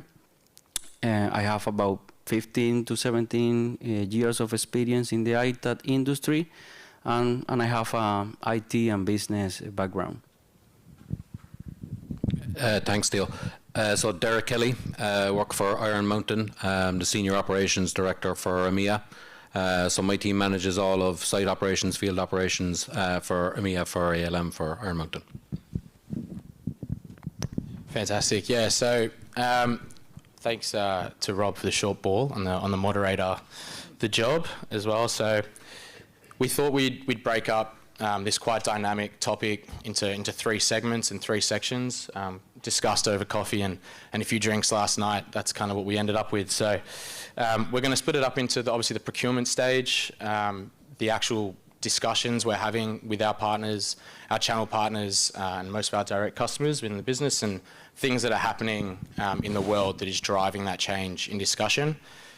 Followed by the actual management of the asset, so the in-between, the stages where you actually have the asset prior to anything that you do at the end of life cycle. Then we're going to lead into the actual end of life of the asset. Do we remarket it? Do we reuse it? Do we recycle it? Anything innovative that is happening at that time as well. So I thought I'll kick off the first bit about the education piece. Right now, obviously, the state of affairs in the world has changed perspectives massively, and how things are directed with our channel partners. Obviously, there's key topics at the moment, which is like AI infrastructure, the demand supply chain shocks, ESG, geopolitics, and pandemics, obviously, over the last 4 years. So my perspective on it at the moment, and what I've seen in the market especially, is obviously the refresh rates that are being caused by the rise in AI. Obviously, a massive focus of ours at Renew IT has been the enterprise space, data centers, servers, RAM, everything else in between. Now, that topic in itself is something of core interest to us here of this panel, and I think we'd start off with the AI stuff first before we get into the other topics. My main observation is that every year, someone like NVIDIA comes out with a new GPU that is 10 times better than the last one, which is naturally pushing refresh cycles quicker as people are trying to keep up with tech. And especially us at Renew IT, we've had to keep up with this change, consistently be talking to our channel partners about what it means to refresh, why they should refresh, but also that there's value in what they had before. So I guess I can pass that on to you guys now, and Ashley might want to delve into more on that. Sure. Yeah, so it's definitely unique times right now with the AI infrastructure, and we saw this during COVID as well, where the supply was not able to keep up with the demand, which drove the secondary market significantly. And now we're starting to see those devices back, when everybody was going work from home and people were being outfitted with that gear to be able to work from home. We're starting to see those devices go through refresh now. That's been going on for a little bit. And now we're seeing that with AI infrastructure. So just not able to keep up with the demand from a supply standpoint. So I primarily work direct with enterprise customers, and some things that we're seeing for our enterprise clients is that they actually want to purchase gear. They want to repurchase their own gear, or they're harvesting components because they're not able to get their hands on it from a supply standpoint, and then using that back in the equipment that they have, which of course from our standpoint, from an education standpoint, that drives down the value from a resale standpoint. So we're trying to make sure when customers are doing that we're bringing the education back to them to say, hey, if you're going to harvest these components, this is what this is going to mean from a resale standpoint. And then being able to just give that kind of full picture perspective to our customers. But definitely the supply shortage is causing a lot of angst for the enterprise customers as well, and they're trying to get creative on how to navigate that, which in turn we're trying to get creative on how we can support them with different lifecycle offerings. There's a lot of requests for redeployment, certain things that we can do. You know, it's not just bringing in your devices and retiring them anymore. It's how do we provide you with different services so that you can keep that gear in your ecosystem and in your inventory. So, and I'll let you guys touch on, I could expand on that more, but. Sure. So I would say it's probably the most relevant thing or the most prevalent thing that we're being asked for at the moment is more reuse opportunities. And I would go all the way back as far as engineering of new product. So we work with some major OEMs that are now coming to our facilities to go, you know, when we build this product today and it's going to be recycled in 3 years or 5 years, what is it going to look like from a remarketing perspective? How are you going to be able to get at the value, all of that kind of stuff. So I would say that a lot of the OEMs, a lot of the major players now in the Itad industry are looking that way. You know, they're being forced that way in a large degree as well from some of the stuff that Ashley's just mentioned in terms of supply chain demand and all of that kind of stuff. I think in the last maybe even 6 months, what we're seeing a lot more now is some of those global players looking for their product back. So we've always run ITAM programs over the last number of years, but non-traditional ITAM customers are now also looking for the same product lines, you know, the same services to say, we want that product back in our own supply chain because they just can't get access to RAM, as an example, is a really good example, really relevant example at the moment, right? Everybody in the room will have gotten the upswing from what the market is doing in RAM at the moment. But the bigger players, even the hyperscalers, are now looking at that to go, you know, we can't get access to that product now either. And on one side, they're sending it to an Itad company to be remarketed, and they're desperately looking for it on their own side. So we're seeing a lot more of that now in terms of our bigger customers looking for first access or first call on their own product that they end up giving us. So it's becoming more and more of a demand, I would say, now over the last couple of years. People want access to their own equipment before anything else happens with it.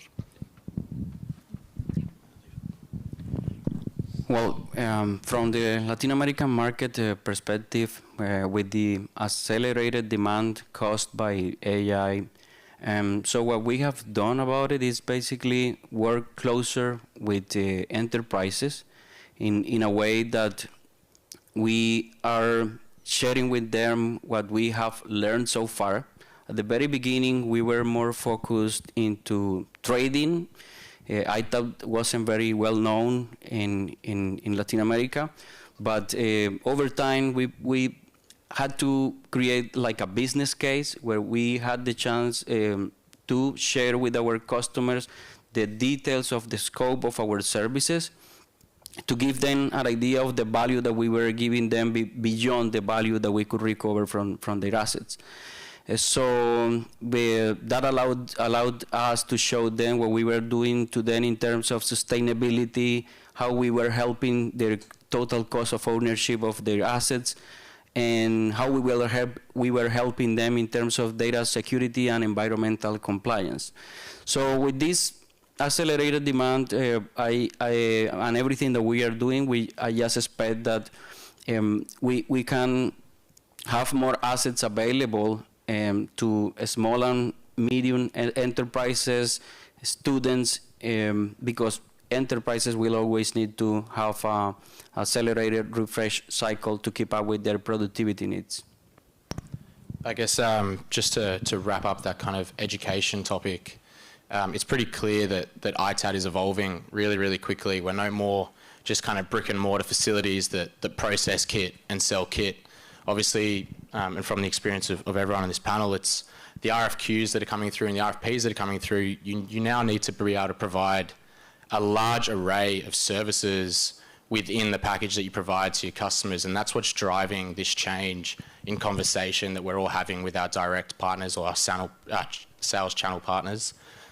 So yeah, I think from now on, I think nowadays the RFQ processes with large customers are going to be changing every single week, if not every single month, every single year, which drives me on to the last question.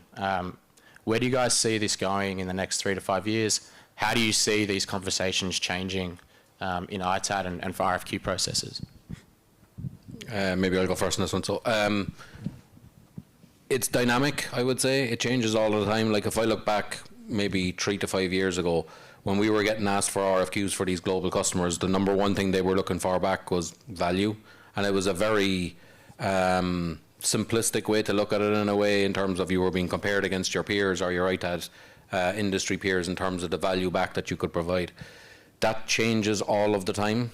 So, you know, in the last 3 to 5 years, it's gone from that to more of an ESG circularity kind of a play with some of the bigger companies. And then even in the last kind of 12 to 6 months, we're seeing a shift in it again. So a lot of what we're being asked to do now is more leaning into the ITAM space and what you can provide companies on that front.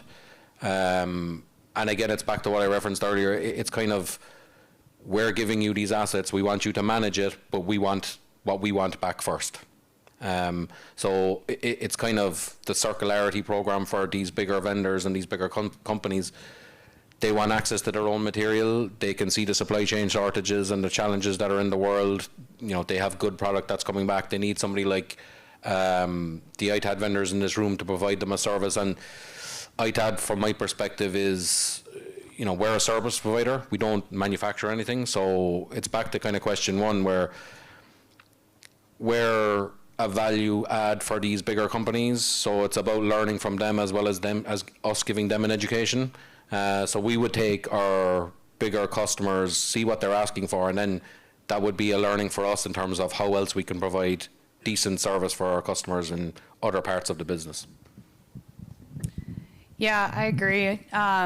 So touching on the service requirements and what services you offer, I think that, you know, Derek hit on it well. There's the expectation for a stronger suite of services. It's no longer acceptable to just do, you know, the pure traditional Itad processes. You have to be able to offer additional things as well. I touched on redeployment earlier, storage solutions, white glove services, different things that provide more value back to your customer. And as we're talking about supply chain shortages, being able to access their own supply, which Derek touched on, is really important. And so more, you know, service offerings and unique ways to do that is critical. But also too, just from a interest standpoint, you know, it used to be primarily value recovery price, really heavily driven there. And that's still important, but it's not the number one.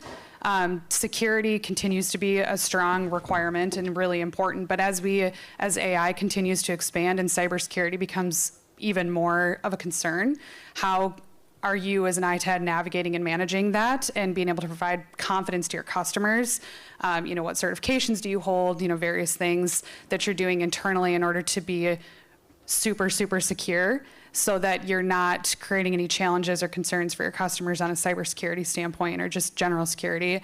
And then ESG. So especially, you know, we're getting heavily involved in data centers, and data centers have a very poor public perception. And especially, I think that's all over, but especially in the US, it's people don't want data centers in their backyard.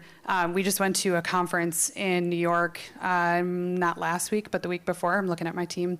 And one of the gentlemen on the panel was talking about how Girl Scouts were picketing their data center. And he's like, how do you argue with the Girl Scouts? Which, fair. So it's the sustainability and ESG focus is so heavily important in that space. Being able to provide quality reporting, showing what you're doing from a remarketing and reuse standpoint as kind of that first leg in the circular economy is just becoming even more critical. and the emergence of the data center space in order for them to help combat that public perception concern that they have? So, from what I have seen, ITAD has become more strategic for enterprises than ever. So it used to be like we were educating our customers on the different areas like sustainability, data security, and so on. But it is now the enterprises that are like making sure all these leaders are involved in the conversation. Because they are aware of their sustainability and ESG goals. So they now are more interested in metrics like the reuse rate. Something that I can share is like in Latin America we see from what we process that we have about like 70% reuse rate, which sounds like an interesting reuse rate, but we have a mix. When we have new customers, they start with about 30% reuse rate. So something that makes us very proud is like over time with this strategic plan that we implement for our customers, we take them to 70, 80%, and we have also customers with about 90% reuse rate. So, and I just hope that over 3 to 5 years, we see more trends with AI, like the digital product passports, all these kind of things that they will only just allow us to have more traceability of the assets and proper recycling. That is our ultimate goal. Yeah, that's fantastic, and I definitely mimic a lot of what they've all, both Derek and Ashley and Terry just mentioned. I think it's critical at the moment, especially throughout the process of actually when you own the asset and the asset's in your warehouse, how you report back to your customers is really, really important. Obviously, the ESG piece is huge at the moment, and the carbon reporting is obviously massive at the moment. And I'm looking at Ethan now, who he has to manage a lot of that at the moment. And yeah, it's incredibly evolving. The requirements are no longer just bring an asset in, provide them a great residual. The scope of works is now much more diverse, and it's happening all around the globe, clearly. So we'll quickly move into our next theme, which is obviously the end of life of the asset. Now, I'll probably start on this because my core work is obviously in the remarketing part of Renew IT's business, and it's clear that the market is changing. Obviously, being across multiple different asset classes, and knowing the prices and values for all of these assets, you need to look at it from a strategic point of view. It's not just about, is this asset worth remarketing? Is this asset repurposed? Is this asset needing recycling? Do we waste this asset? What is there innovative that you can do with the asset once it's ready to be decommissioned or end of life? One thing that we're doing at Renew IT that is worth speaking about is our micro factory. Now, we're talking about full life cycle of an asset. I mean, for example, this micro factory at Renew IT turns ABS plastics. So think about your big printers, your old modems, these types of things. They come back to our warehouse, they go through what is like a conveyor belt system, and we can convert those ABS plastics into 3D printer filament. So, for example, like an old printer can come into our warehouse, we can turn that into a bin with a 3D printer, which can then go back in to an office space, which then can be turned into a chair in 5 years' time. So, you know, it's not just about bringing the assets in, selling them back into another market. I feel like now in the ITAD space, we need to get really creative with our offering of end of life. And there's definitely a new definition for what is end of life nowadays. So I feel like we can all build on that one. Sure. So what Jordan has just described there is a really kind of cool, I would call peripheral activity. And I think end of life now for a lot of the global players is, what are those innovative things that you can do? Like everybody in this room that's in the ITAD business is capable of getting a product in, testing, wiping, et cetera, and then remarketing, right? It's the kind of peripheral activities, which is what customers are looking for now. So that's a really good example that Jordan has. And I would say that, you know, all of the companies in this room can't do everything. These events are really helpful to meet other people that are doing something innovative, like Jordan has just described, and getting those partnerships going. And I think that's really important in today's world, simply because moving of assets has become more difficult now. Even in Europe, you've got new legislation around dual use products, et cetera, that, you know, don't allow for free movements of goods anymore. So having an in-country partner or an in-country processing capability or partnership with another organization is really important now. And then from our side, similar to what Jordan just mentioned, it's kind of different activities that we're doing rather than just a traditional remarketing. So we've got a global customer now that's asking us to give them back their peripherals, so their keyboards, mice, et cetera, et cetera. And the interesting part from a sustainability and ESG perspective is the cost for us to produce that product in the manner that they want it is more expensive now than for them to buy new. They're still going down that route because they've got their own carbon emission goals, they've got their own ESG standards that they have to hit.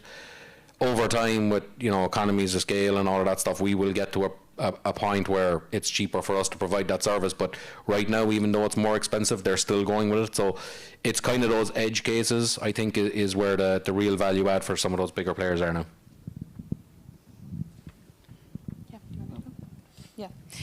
Yeah, agreed. I mean, there's so many things that both Jordan and Derek just touched on that I could also just underscore on the dynamic side. I think too, one thing, Derek, that you said that is important and something for people in this room to really think about is, what do you want to be the best in the world at? What processes do you want to be really great at? And where do you need really strong partners to help fill the gaps? And that's something we've been heavily focused on. What things do we want to do really well? And I think our in-house processing is pretty fantastic. Every piece of our process has security in mind. And we're really focused too on trying to leverage different technologies, automation, AI, in order to provide more value back to our customers.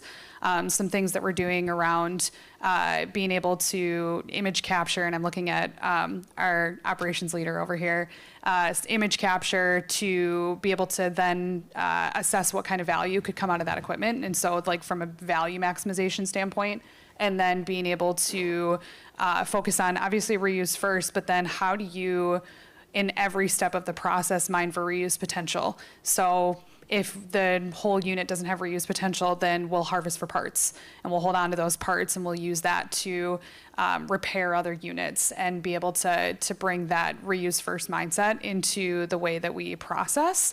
And then we have a pretty sophisticated recycling operation where critical materials recovery is kind of the last leg, but also something that we know we do well. So we heavily focus on doing those three things as solidly as possible, and then look for partners that can augment the other things for us that we don't do really well or don't want to bring into our wheelhouse. But yeah, overall, I would just say that honing in and focusing on operational processes, keeping data security as, you know, your most paramount thing, and then finding ways to augment the things that you do through other partners, people in this room and elsewhere at the conference. It's a great resource to find those individuals is an important strategy. So I agree with you, Ashley. I think it is about adding value, understanding our customers' needs. So in our case, for example, we have found that it is becoming more and more important that employees have the possibility to buy their own assets.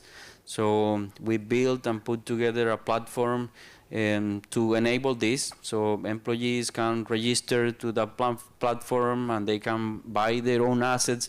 So that brings an interesting culture within the organization, because they care more about the device. They are worried about making sure that that device is in the best condition possible. So that's one of the things. Another example that I could share here is it's about like photographic evidence. So we also work with some leasing companies for our own purpose as well. So when we are selling used assets, everyone wants to know, or the buyers wants to know about the actual condition of the device. So we develop a tool that is able to capture the photographic evidence of every single device, the damages that we are reporting, and so on. So it's becoming very, very helpful, and it is also allowing those end users to buy the used assets with more confidence. So that's another example from my side. Yeah, sure. Yeah, I think obviously to sum that up in like a sentence, it's more than just residual value. It's obviously the external value as well, and additional value that you can add to the residual value. We're no longer just pigeonholed into getting residual value.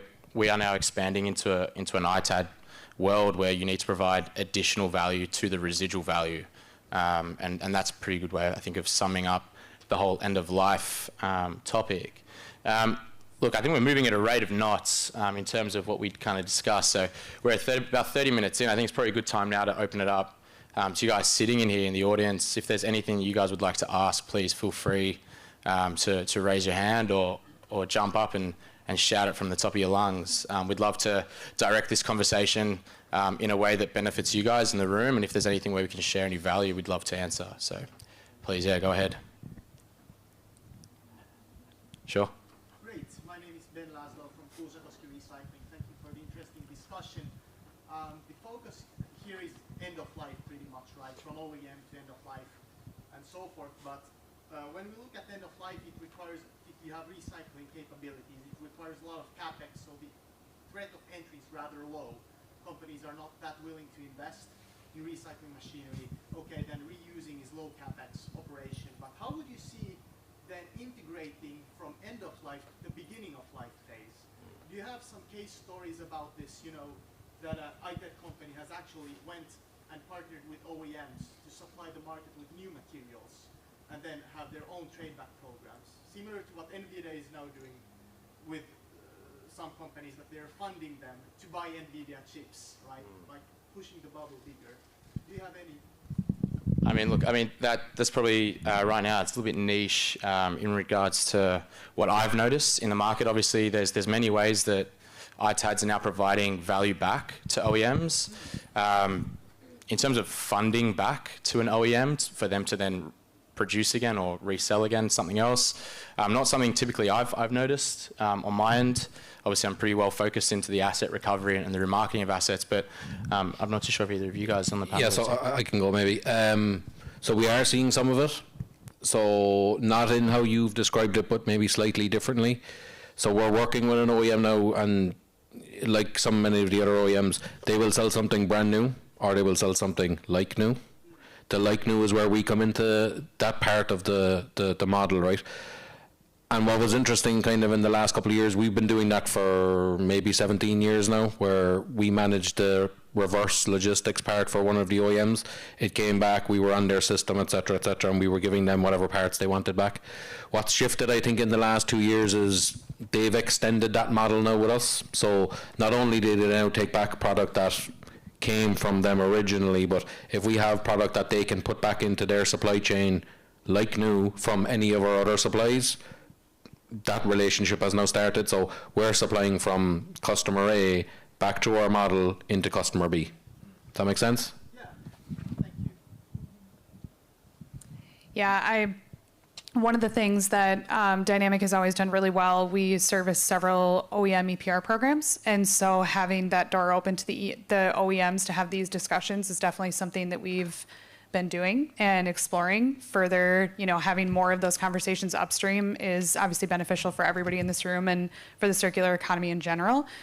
So definitely something that is in exploration, but the examples Derek provided are probably the best ones that I would be able to give as well.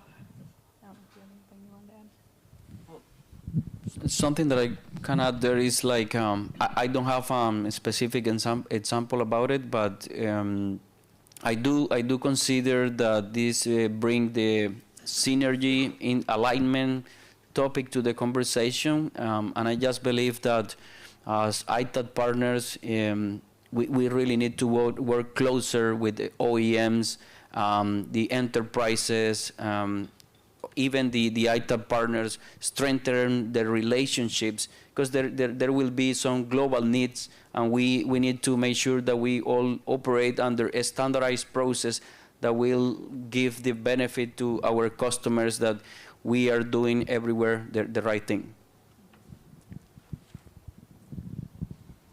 I hope that provides a bit more insight there on that question. Does anyone else have any questions for us that they'd like to take it away with?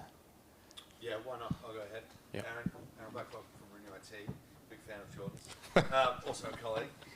Look, you're talking about ownership and sort of providing solutions back into OEMs and end users. I'm curious around about your warranty offering.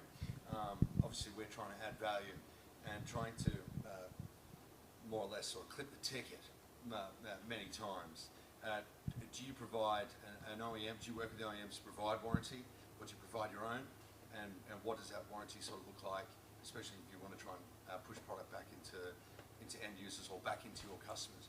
So for example, if you're selling a product, which we face these challenges all the time, if you're setting up a portal for a customer to go back and buy those assets from an employee point of view, where does the ownership stop, and are you supporting that? You're providing those additional added value, I guess, sort of services? So I'll answer it in maybe two different ways. So from an EPP perspective, any EPP program that we're running, the customer wants to stay as far off it as they can from a value setting perspective and all of those other legal reasons, right? We do offer warranty. So it's kind of standard 1 year warranty for that part of the business. You can buy additional warranty after that. And then in the OEM kind of take back or give back program, if I want to call it that for a second, it's usually, we always have a warranty, but the time of it really depends on the customer relationship. So every one of them will be different for us. All of them have a warranty. It's typically a year and then potentially longer after that, depending on what level of testing they want, what level of warranty that they have to pass on to their end customer. So that really kind of drives a lot of it from our perspective, but I don't think you can ever avoid giving it. You have to provide it, and they will want cover from you in terms of anything that they're offering. One of the interesting parts, and I'll leave it at this, but one of the interesting parts for one of the OEMs, a few years back, maybe 5 years back, they decided to start offering extended warranty for like 10 years. And what happened was the manufacturers of, say, the racks stopped manufacturing particular racks. So now the only supply chain that they have is through our kind of reverse cycle. So it was interesting that they went above and beyond in terms of what warranty coverage they could offer from a parts swap out perspective, because people just aren't making them anymore. They had that level of faith in the reverse cycle because they had been doing it for so long that they were happy to offer an extended warranty knowing that it was coming from reuse.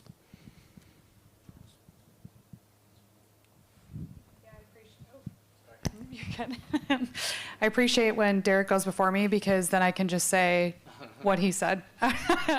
Yeah, yes, yeah, we're doing very similar warranty programs, and that's something that our customers really appreciate and value. It's important. Do you want anything?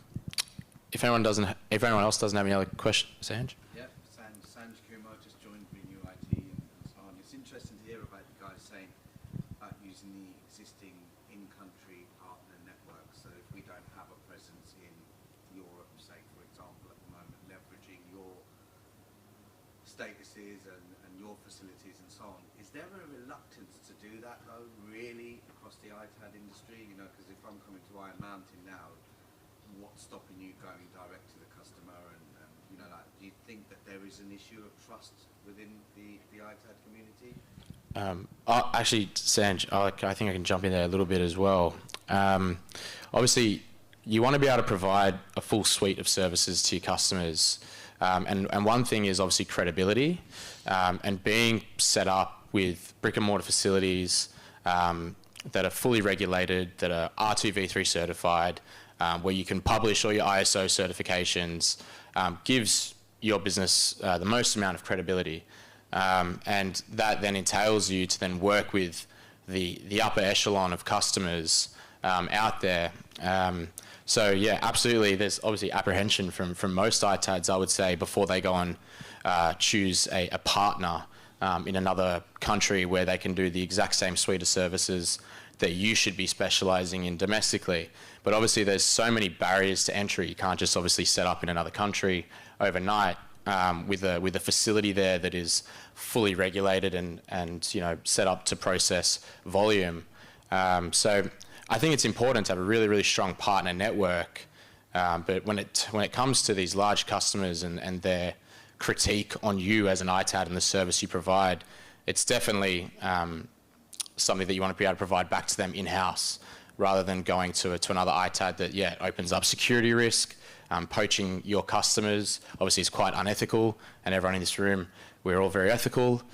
So, you know, it's not something that is done frequently, obviously, but something that everyone's apprehensive about for sure. So you guys can probably add to that.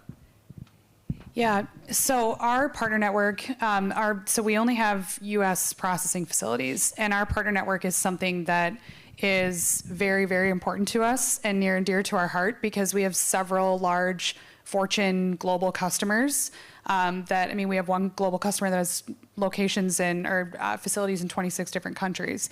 So our ability to service those customers relies heavily on having a strongly vetted, solid partner network. So if that isn't at the table for us, we're not going to be able to compete. So partner network is really important. That global coverage is really important. And so we take it very seriously, taking good care of our partners and expect the same in return. We have a pretty small network that we vet really heavily. They're an extension of us. And so I would encourage anybody who's utilizing a partner network, if you don't trust those partners, then you should question your entire strategy around partner network, honestly, because you're opening yourself up for a lot of risk.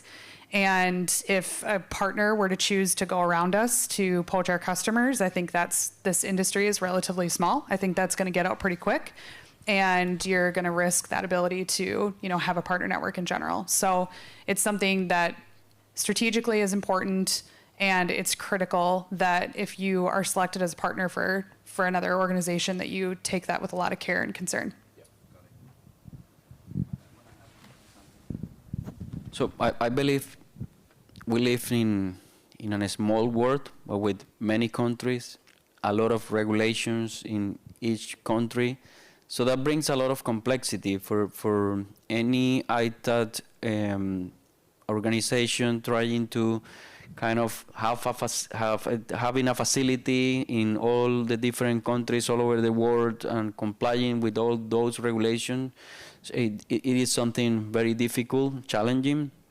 So we are a good example. I mean, we have our own processing facilities in Mexico and Colombia. We have an R2B3 certified process and so on.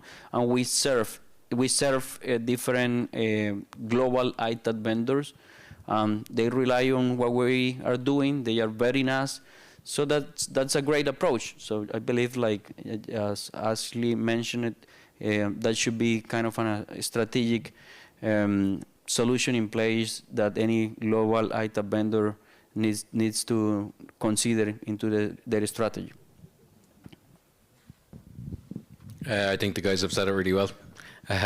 So like Kuskowski, that asked the first question, is our processing partner in Sweden. As an example, we work with Ashley's team to do some work on their behalf as well. So the ITAD industry is small. The people in this room represent a huge majority of it. The people at this conference represent a huge majority of it. You can't be everywhere. Necessity drives you to need a partner network. I think it's as simple as that from an ITAD perspective. You just can't be everywhere. The cost to do that is just way too high. Has anyone else got any other questions? I think we've probably got about 5 minutes left. If there's anything else anyone would like to ask, please fire away. Hi, I'm Natalia from Full Circle Electronics. How can you anticipate the AI innovations and challenges when it comes to enterprises wanting to renovate quickly their technology? What happens like in the ITAD perspective or point of view, and how you can anticipate to that it's happening quickly? Oh look, AI is a crazy environment at the moment. Obviously, everyone in this room has experienced something in regards to what they do on a day-to-day basis in our AI, whether that's your day-to-day scope of work or whether or not it's what you're trading or what you're decommissioning. It's definitely reshaping the entire Itad environment. Like I mentioned earlier, obviously the refresh rate on AI equipment is so much less than, say, your regular PC or your laptop, which goes back to our first topic about how we're having those discussions with our customers, what that means for the infrastructure that they're using. Is it smarter to be talking to them about maybe pushing their services to a cloud? Should they be looking at GPU as a service? Are these considerations that they're thinking about? So where do I see this going is tough. Obviously, the markets are incredibly volatile recently. We've seen RAM prices, especially low-speed RAM prices, dropping at a rate of knots, whereas if 6 months ago, RAM was not even a topic. Then 2 months after that, suddenly every single person in the world was trading RAM. So look, AI is crazy. A lot of that is focused obviously in the UAE and the Gulf states, which are now heavily impacted by war, and a lot of the investment into AI is obviously from the Gulf states indirectly through their investments in the S&P 500 and the Mag 7 and the big companies that are funding and building these data centers. So it's a crazy landscape, and it's kind of a really hard question to answer because every year AI space changes. The service of offering with AI changes. Our day-to-day business, all our admin tasks and sales strategies and go-to-market strategies are changing because of the input that we get from a bot that tells us what to do. And it's incredible, actually, how quickly the market has become reliant on AI as well. And there's sort of like a lack maybe in critical thinking, and that's probably where people in higher positions, maybe they add value. They're probably stepping aside from the norm and the information that's coming through regular AI channels or bots or whatever it is that you may use. But yeah, it's actually a really hard question to answer because it's constantly changing. And where I see it in the next year, honestly, I'm not too sure. Next week could be different to this week, so. So I would say over the next kind of 10, 20 years, it's a huge opportunity. So we've mentioned the refresh cycles a couple of times now in terms of how quickly things are refreshing. And I attended Jim Puckett's talk before this, and the outlook on it is DCs are going to be using 13 times the amount of product that they're using today by 2050. So it's a huge opportunity for Itad businesses. If you're doing it well and you're doing all of the things that you need to do and you're doing them compliantly, etc., it's a really good opportunity. In terms of trying to predict it, Jordan kind of said it there, it's really hard to predict the next 6 months, a year in that space because the hyperscalers are moving at an incredible pace to try and facilitate what they're trying to do. But I do think overall it's going to be a really good opportunity for Itad in the next 10, 15 years. Yeah, I agree. I think that, and Jordan said it as well, that it's really hard to keep up with. I think right now we're just trying to monitor it as closely as possible. We have a team internally that's keeping on top of what the OEMs are doing, what the hyperscalers are doing, and I'm pretty sure every person in this room is probably behind because it's just changing so incredibly fast that I'm sure there's changes that happen today while we're all at this conference. And so trying to stay on top of it and not get complacent with those changes is really our biggest area of focus. Attending a lot of conferences, watching what, again, OEMs, hyperscalers are doing to try and stay ahead of it as much as we can. But it's a big opportunity for sure for the Itad space, but it's also new territory and definitely something that can't be complacent about. Well, yeah, there isn't that much that I can add to it, but I just believe there will be new technologies like a blockchain that will allow us for a full traceability of the assets and so on. I see that as amazing because that will actually help a lot in terms of circularity and so on. But I mean, we need to think on today's challenges. So I just believe that we need to assess every single department. We need to make a lot more efficient our production line. We need to make sure how we add more value to our customers. So think how AI could make more effective our customer service in the benefit of our customers and so on. So it is by assessing each department and finding the right tools that will make us a lot better. Just a quick question. What if, I'm just giving you an assumption, what if the impact of technology on the first life is so significant, that's 30%, 40% drop in price? Don't you think that makes the second life less profitable or less interesting for the whole reverse logistics? I will give you one example. The most, full price iPhones, like the fancy level of iPhone, is being cannibalized not by Samsung, by iPhone SE. The same product, cheaper, but don't you think those technologies gonna impact the price of the first life more than the efficiency of the second life? Are you asking if the price difference between when they are new compared to when they are? No, we are talking about technology. The technology has impact on first life and second life. Yeah, of course. The impact of technology on the price of the first life, let's say 30%. The same impact on the price of the second life, also 30%. But we are talking about 30% of full price versus 30% of the 60% price. Yeah, probably I can add something to it. So the way I think about it is there is always like the defense departments of any country, they have the first access to technology, and then like the largest corporations in the world. So I believe like this will kind of keep that, but in an accelerated way, right? So when I was reviewing a lot more details about this topic and so on, so I just believe like there will be the enterprises will be the only ones keeping up with the newest technologies, and then everybody else will be more interested on using used devices.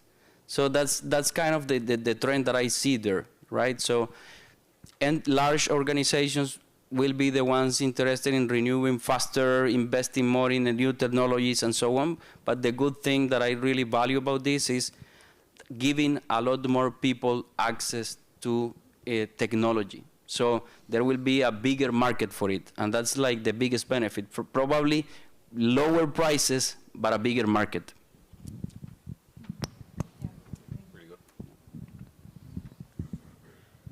I think too, supply is always going to affect, the secondary market demand, which will impact prices. And I think all of that's we're already in unprecedented times, and we will be into the future as well. So I think that there's always going to be a secondary market. And, to what Teo said, I would agree. But I also think as we continue to run into supply challenges, that demand is going to continue to increase. And yep. I can probably add just one more bit to that as well. I think what you're also asking is, the rapid change in technology as well. So what is new now compared to how that product can be used and utilized in, say, 1, 2, 3 years' time is probably decreasing at a faster rate than probably products were 10 years ago. The difference between an iPhone 17 to what may be an iPhone 18 could be monumental, which would devalue the second life of the 17, because in comparison to the 18, it's daylight. There's so much difference between it.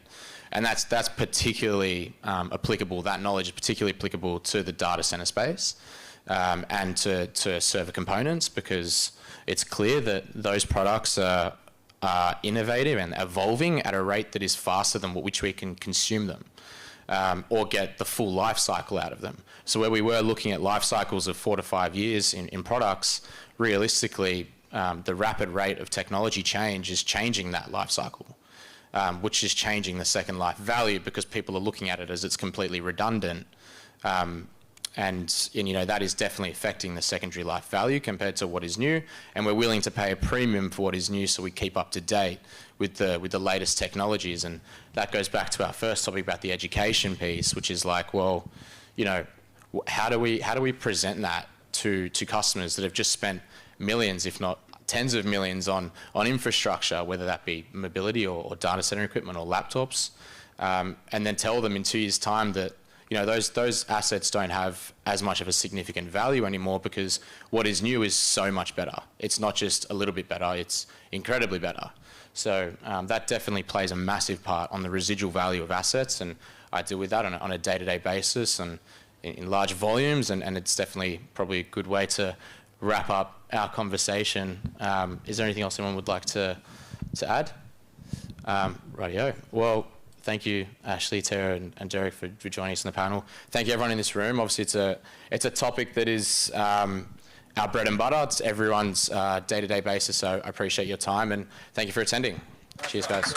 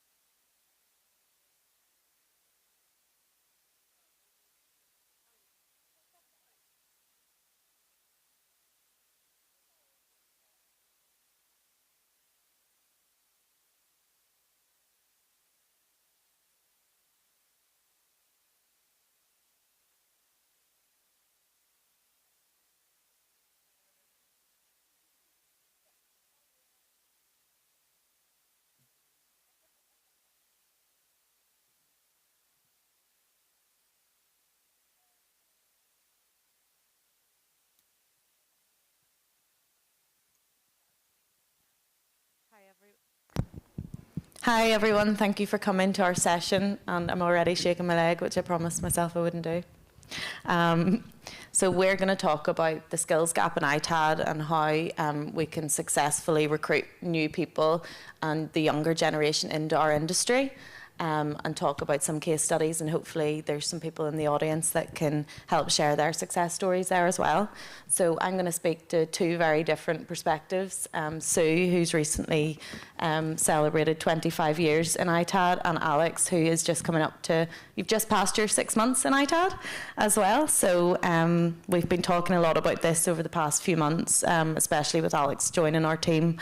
And we've really realised that ITAD is not recognised as a standalone sector in further education especially, and we've had to look at how we recruit into the various teams, especially ops as well. How do we change our recruitment strategy? How do we present our company as an attractive place to work and an attractive industry? And I think we need to collectively look beyond that as an industry, as opposed to just our company specifically. So I'll start. So, as I said, you've recently celebrated 25 years in ITAD, and how did people enter the industry back when you started? Hi everyone. I believe, from my perspective, that it was to do with salary. It was salary, it was location. I think when I started, it was very little recruitment from higher or further education. So it was who did you know, who could get you a job, who was the best person to get into any kind of role. So I think it was mainly salary and location over education and the industry itself. And once people were in the industry, was the development of the talent within the organisations you worked in intentional, or did the hierarchy in the organisation intentionally develop those people, or did it happen more organically?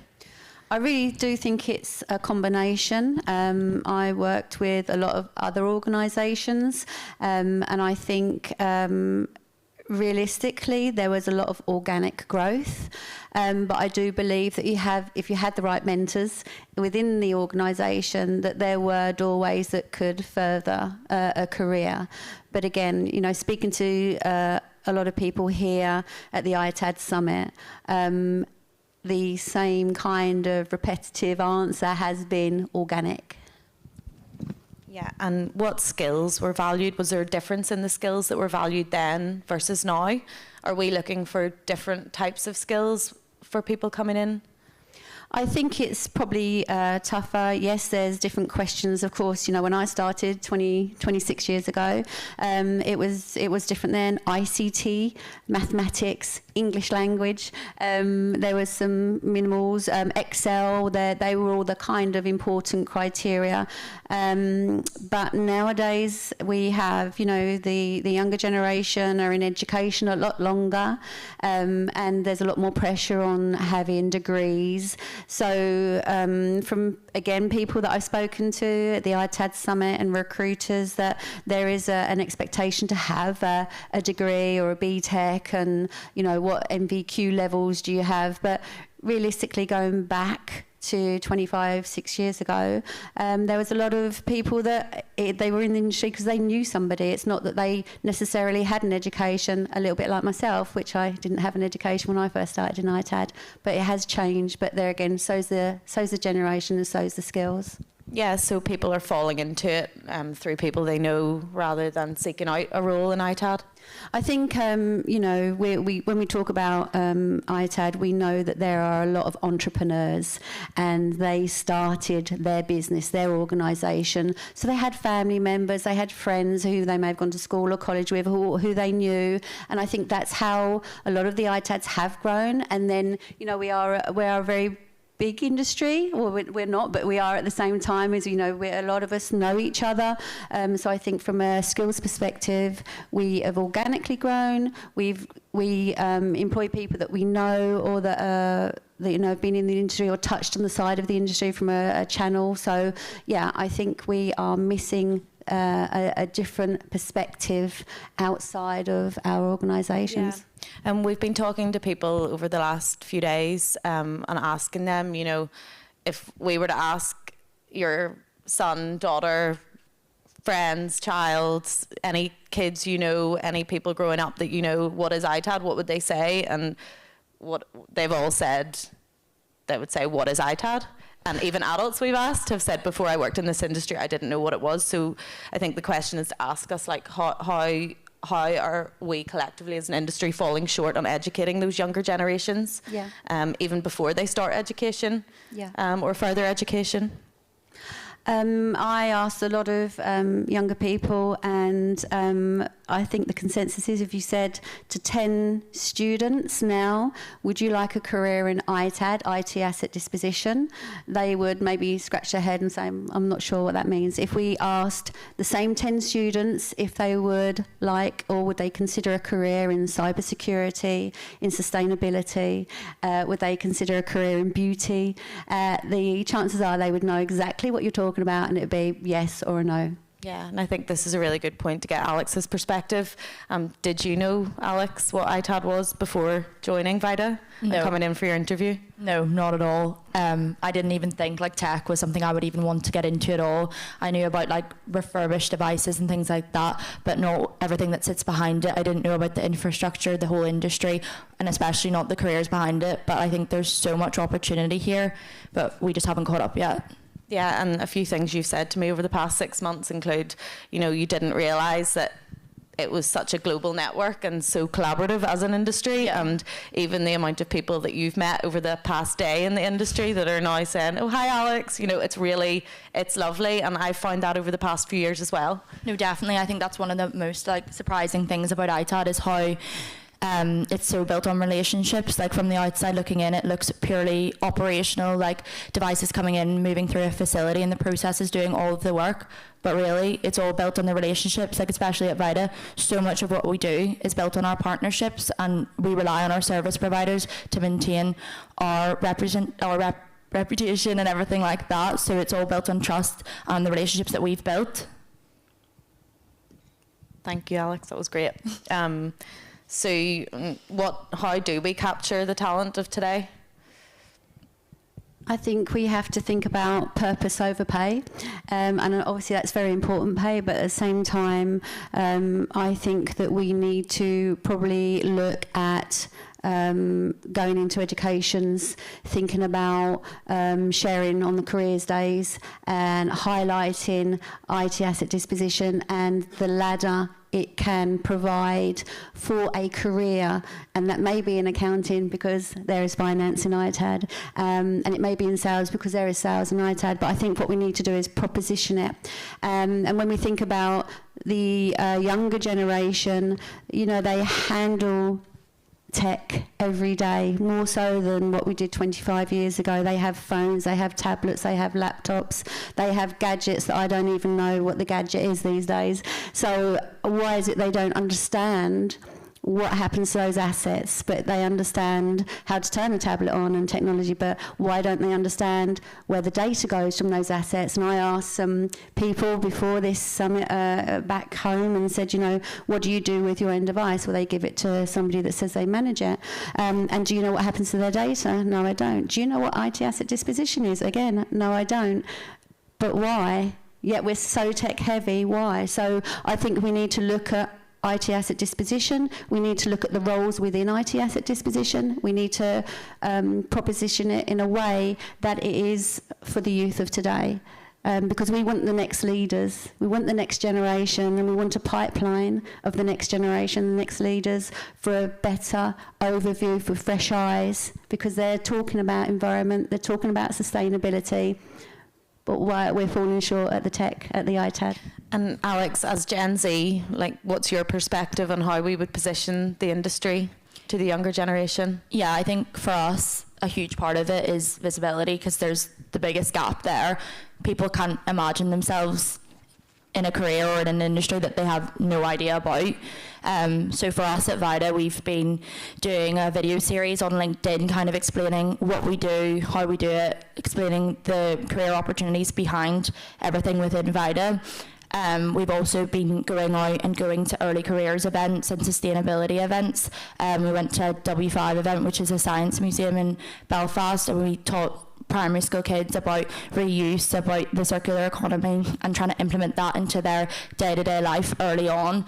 And at a university level, we attended events at Queen's University, teaching them about reuse and sustainability and how they can do that even throughout their university life, and they can also see, for example, me, and see a career in it from a younger age.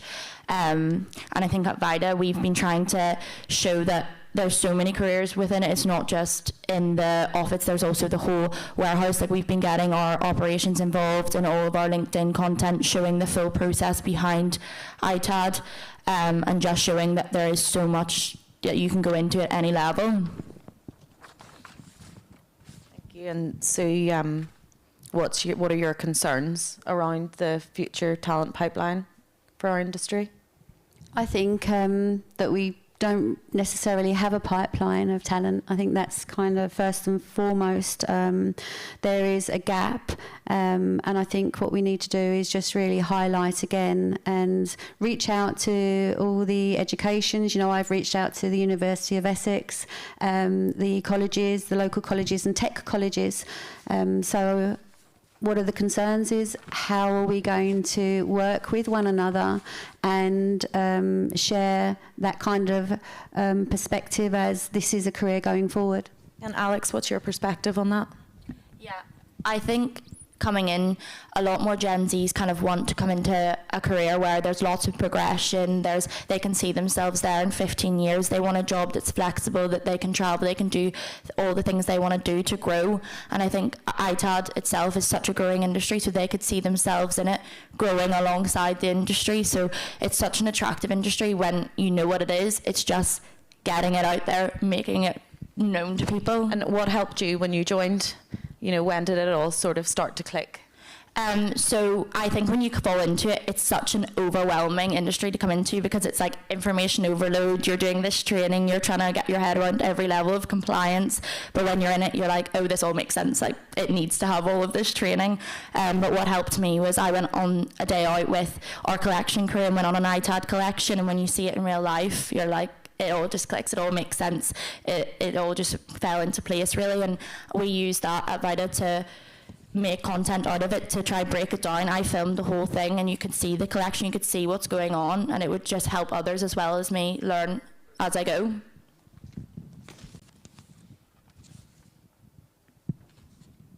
Yeah, so I just a bit of my perspective on hiring a graduate straight into our marketing team and why I wanted to do that. So I felt like marketing specifically, we needed something new. We had a good brand, but we needed someone to come in with fresh eyes and a fresh knowledge of other ways to use social media, other ways to connect with audiences.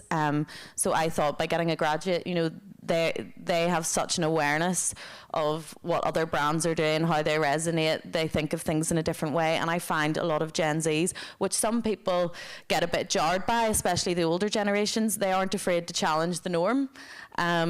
And it is even quite shocking sometimes. Like, Alex will just say, no, I don't think that that's a good idea, to anyone. And, you know, that's great. And it pushes people out of their comfort zone. And it's really, really, really worked with us.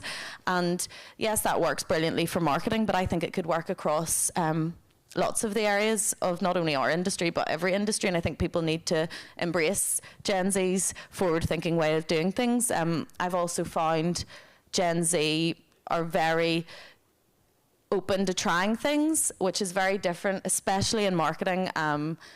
We're always thinking, oh, but what if that doesn't work? What if it doesn't really land right? Or what if not sure? Whereas they're much more likely to say, let's just try that and then we can change it. And they're not afraid of that, which I think is useful across all industries. Yeah.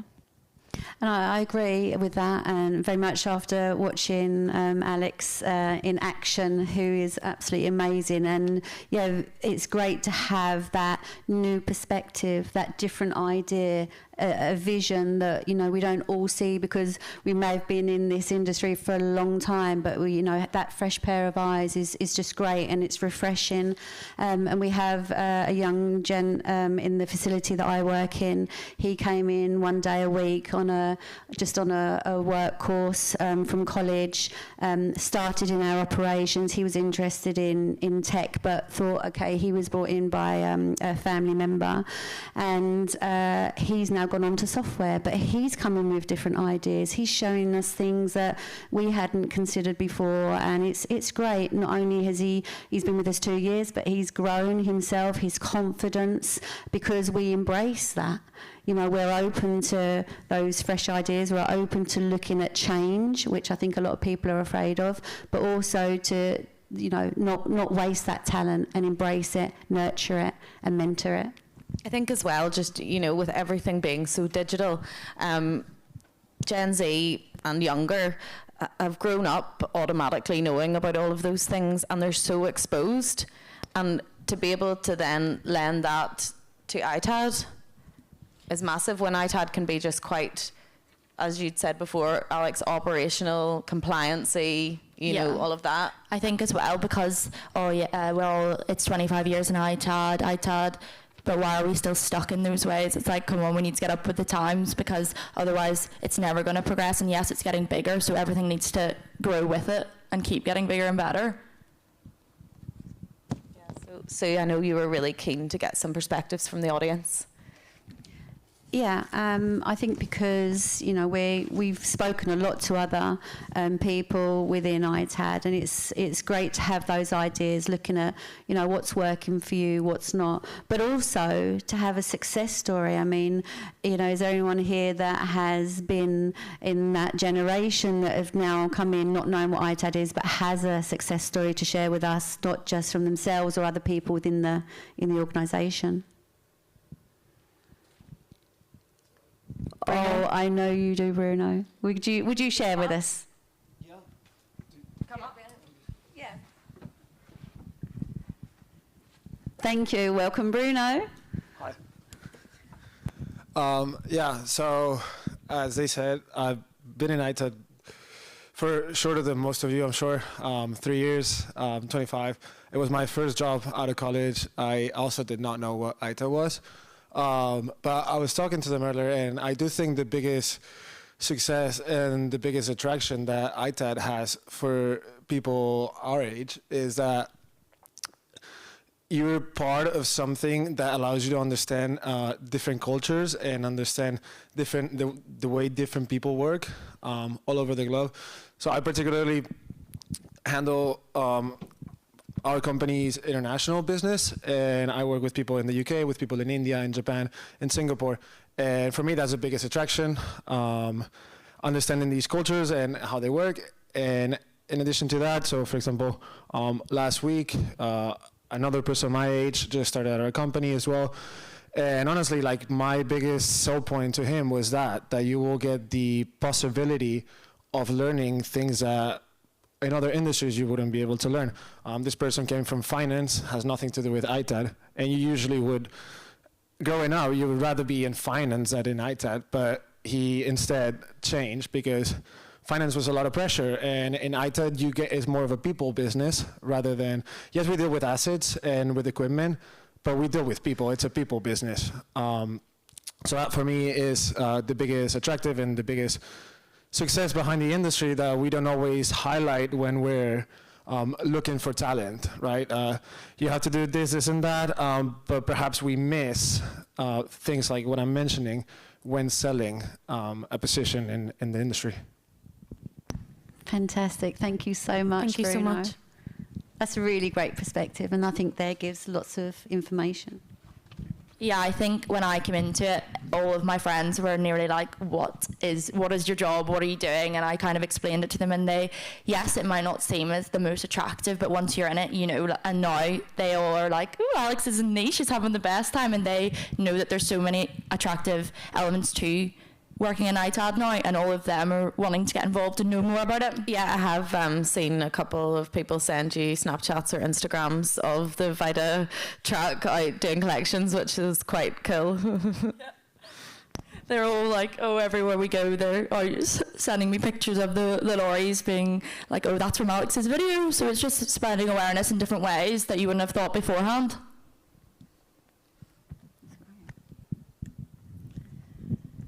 So I think like the next question, if anybody would like to answer, is what are your companies doing? You know, how are you recruiting? What are you doing to share ITAD and looking at and the next generation of leaders? Anyone? Come up.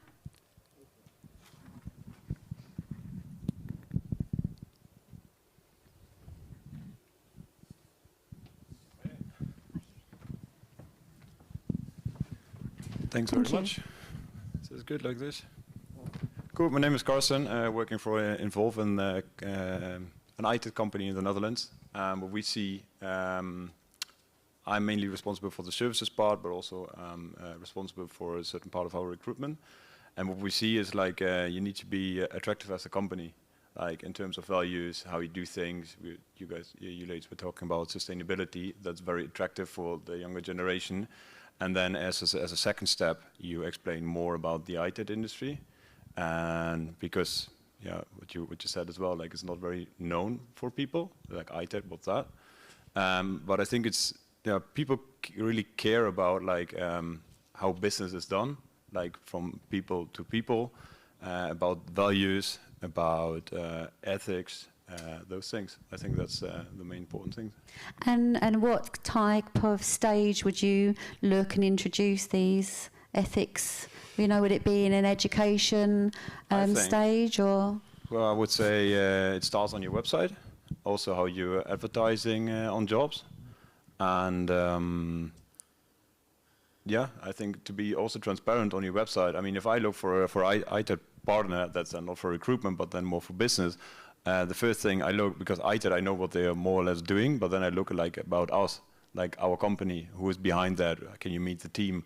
Do they say anything about the values, how they do business? And I think that's most, at least for our business, very important. Yeah. And do you attract different generations? You know, is there lots of people that are coming to you saying that I'd like a job in ITAD or in your organisation? In our organization, more that than in ITAD, and then ITAD is again the second part. I think we have an average age of 33 years, which is for 130 people, which is quite young, I would say. Yeah, definitely. And we work with 27 nationalities in our business, in our company, and I think we're very attractive for international people, I would say.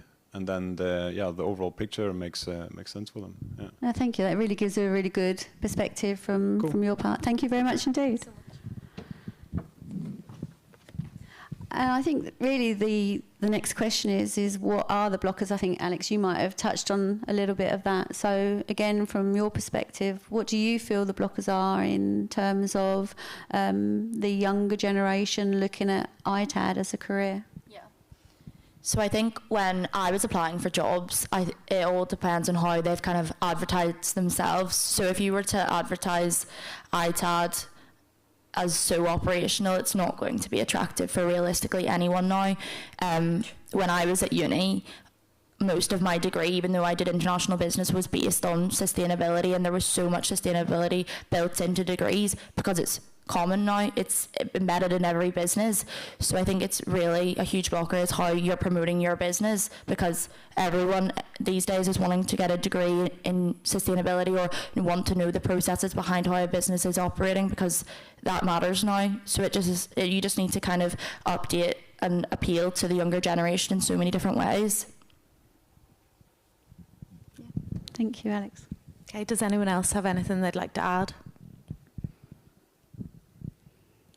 Done? Any questions? No? All good. So I think really, you know, once we do get the younger generation, we are looking at ITAD as a career, we're promoting it as a career, and so we should, because, you know, we know many people that have built their careers through the ITAD sector. But I think what we need to do is make sure that we are engaging, mentoring, supporting, and looking at change for the next leaders. Yes? I because earlier when you guys were mentioning that ITAD is not just the assets themselves, I think it was Alex that said it's not just the assets themselves. There's a lot around it. Growing up, at least for me, I mean, I grew up around the corner in Spain, and you hear sustainability, but you don't know what the channels for that sustainability are, and that's not necessarily the ITAD industry's fault. It's bigger than the industry itself. So a lot of it to, I think, attract talent has to do with the education of that talent. If the talent doesn't know that ITAD equals sustainability, and for them sustainability is putting the plastic in the yellow and the paper in the blue, it's a bit complicated to get that access to the talent. That's a really good perspective. Absolutely. Thank you very much. Thank you for sharing that, Bruno. Thank you. Thank you. Thank you very much.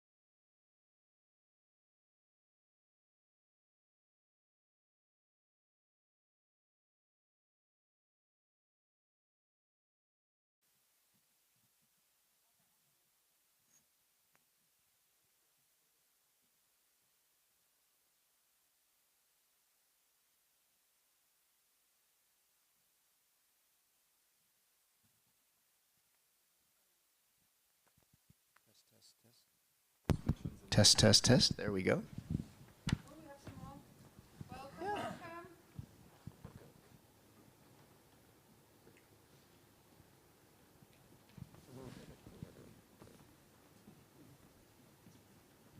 Okay. Congratulations for beating the beer truck. Thank you. Very good. Hello, everybody. My name is Peter Evans. I'm with All Things Circular, and welcome to our session. I think this is the closing session of the day today, and thrilled to be with Shahryar Ramadi. He's the CEO of Reconext, and I'll give him a second here, and I'll let him introduce himself. And then Vic Darcy, who's also with All Things Circular, and we're going to have a good conversation about how to capture value in the secondary markets. A lot to talk about. There's a lot of interesting things happening in the market these days, and so we'll kick off. If you want to take a second to introduce yourself. Sure, thank you. Can you hear me? No, you got to... How about that? There we go. Okay. So first of all, it's great to be here, and thank you both for the invitation and you all for attending. I came into my role with a bit of a untraditional background in the sense that I started off in financial markets. I was a quantitative trader at Goldman Sachs at a relatively young age, and developed a appreciation and respect for market dynamics involving things like capital at risk, liquidity, the embedded information that prices can reveal if you pay attention to them. Left that world and went to Selectron. I left the highest margin business in the world to probably go to the lowest margin business in the world. So you can all decide if you want to leave right now. But that was my misguided path. I had a lot of fun. I went on purpose. Nobody drugged me. It was me going to go work for a pretty amazing person that I learned a lot from, and who let me do things no rational person should have. And then I went to private equity. And spent a long time in private equity at mid-size and larger funds, all focused on tech and in all of its different facets and pockets, and wrapping it all up with running an e-commerce business that once we sold, I found myself not knowing exactly what to do with myself. And that's okay, because other people found me. They asked me to sit on a few boards. I did. One of them was Reconext. And when the gentleman who was in my role prior retired, they had asked if I would take his role. And I looked around at the business, dug in more, because as a board member, you only know so much, and found some things that were truly fascinating. And dove in head first. And it's been the best decision I've ever made professionally, because I've never woken up every day and been this passionate about something in my whole life. And so it's a lot of fun, and really grateful to be here to share some of it with you guys. Just context for those who aren't familiar with Reconext, can you just give a very brief overview of Sure. There I go with my assumptions. 4,300 people, 18 to 20 countries, depending on if you give us credit for some partner locations. We serve categories all the way from super high-end AI servers and high-powered, super high-speed switches, through to all of Reality Labs products and XR, VR stuff, through to high-volume consumer devices, whether those are modems, set-top boxes, laptops, tablets. We don't do too much in the cell phone world, and a bunch of other things. I think the other thing that's kind of cool about our business is the engineering and supply chain focus that we bring to what we do. Probably the two most differentiating capabilities that we have, and they sort of weave their way across our entire business. And we're global. So our customers span the largest tech OEMs in the world through to independent traders and the customers that we sell products to that can be around the corner from where you live. Fantastic. Do you have a mic?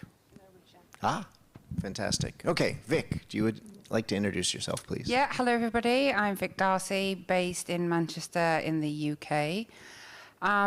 Gosh, a potted history of me. I fell into tech accidentally, but a happy accident. Spent most of my career at Cisco, where I ran different parts of the remanufacturing division. My real core experience, though, lies in the creation of new go-to-markets within that sphere of the OEM. Cisco, like all OEMs, has a surplus equipment glut of products that, you know, historically and actually still to date, lots of OEMs push into that 9th R of the circular economy, which is recycling. But I was very lucky to work with a visionary VP at the time who said, "Do you know what? This stuff is sold onto the market. Let's create a suite of products that specifically suits the non-channel, that specifically suits the secondary market. Let's get involved in this brokerage." And for people that really look at the analysts and the figures, of which I know Shahryar does, Cisco's secondary market is worth anywhere between 4 and 6 billion. You know, this is not pocket change around the back of the sofa. This is a significant business, and in fact, their secondary market business actually trumps that of Fortinet's entire business, for example. And we built and sold, and there's a few people in the room who I've got long-standing relationships with, because we built and resold products that were built to a certified standard, a lower cosmetic grade, a lower warranty, and to, you know, pull a few punches, we killed it. You know, while the business was accepting of this growth in this market, and the business at that time really captured and really understood that the second customer isn't necessarily the same profile as the first customer. So I went from there to then setting up the first Itad business within Cisco. And again, it was an amazing profile. We went from a business that was scrapping product to getting, on average, about 5% back, to using an Itad model, getting anywhere between 15 and 21% back. Very, very different, very, very margin rich. But interestingly, you know, even from the giant viewpoint of an OEM, they never fully understood the opportunity within the resale and the relicensing. And that's where the real margin lies. And unfortunately, it's so conflicting and it's so disappointing, because Cisco, as one example, has actually let those programs go. And it's a real shame. And also, we're sitting here at a time of geopolitical instability, of scarcity of resources, and you've got Fortune 100 companies without remanufacturing programs, and I just find it a bit shameful. But yeah, so my experience is, you know, sitting from an OEM perspective, building these go-to-markets. I now consult. Peter and I are in a business partnership, All Things Circular. We are the only consultancy purely focused on the circular economy and purely focused on helping businesses see the value, not just the ESG and the, you know, wonderful slideware value, see the monetary value in building a circular practice. Fantastic. So, Shahryar, there's a bunch of changes happening in the circular economy writ large. A lot of interest in bringing these technologies, and given your experience, I'm very interested in your idea of what the intelligent Itad may be and what the potential is and what you're doing to drive that kind of change in your organization. So there's a bunch of layers to that, I think, at least in the way I think about it. One is to have relationships with humans, your customers and your partners, that allow you to use these wonderful sensors called your ears to listen and identify trends, repeated requests, areas of focus, things that hurt, and to be able to use your questions to fill out the blank parts of a mosaic that give you a few places from which to sort of form some hypotheses or conduct some experiments. Good old scientific method 101.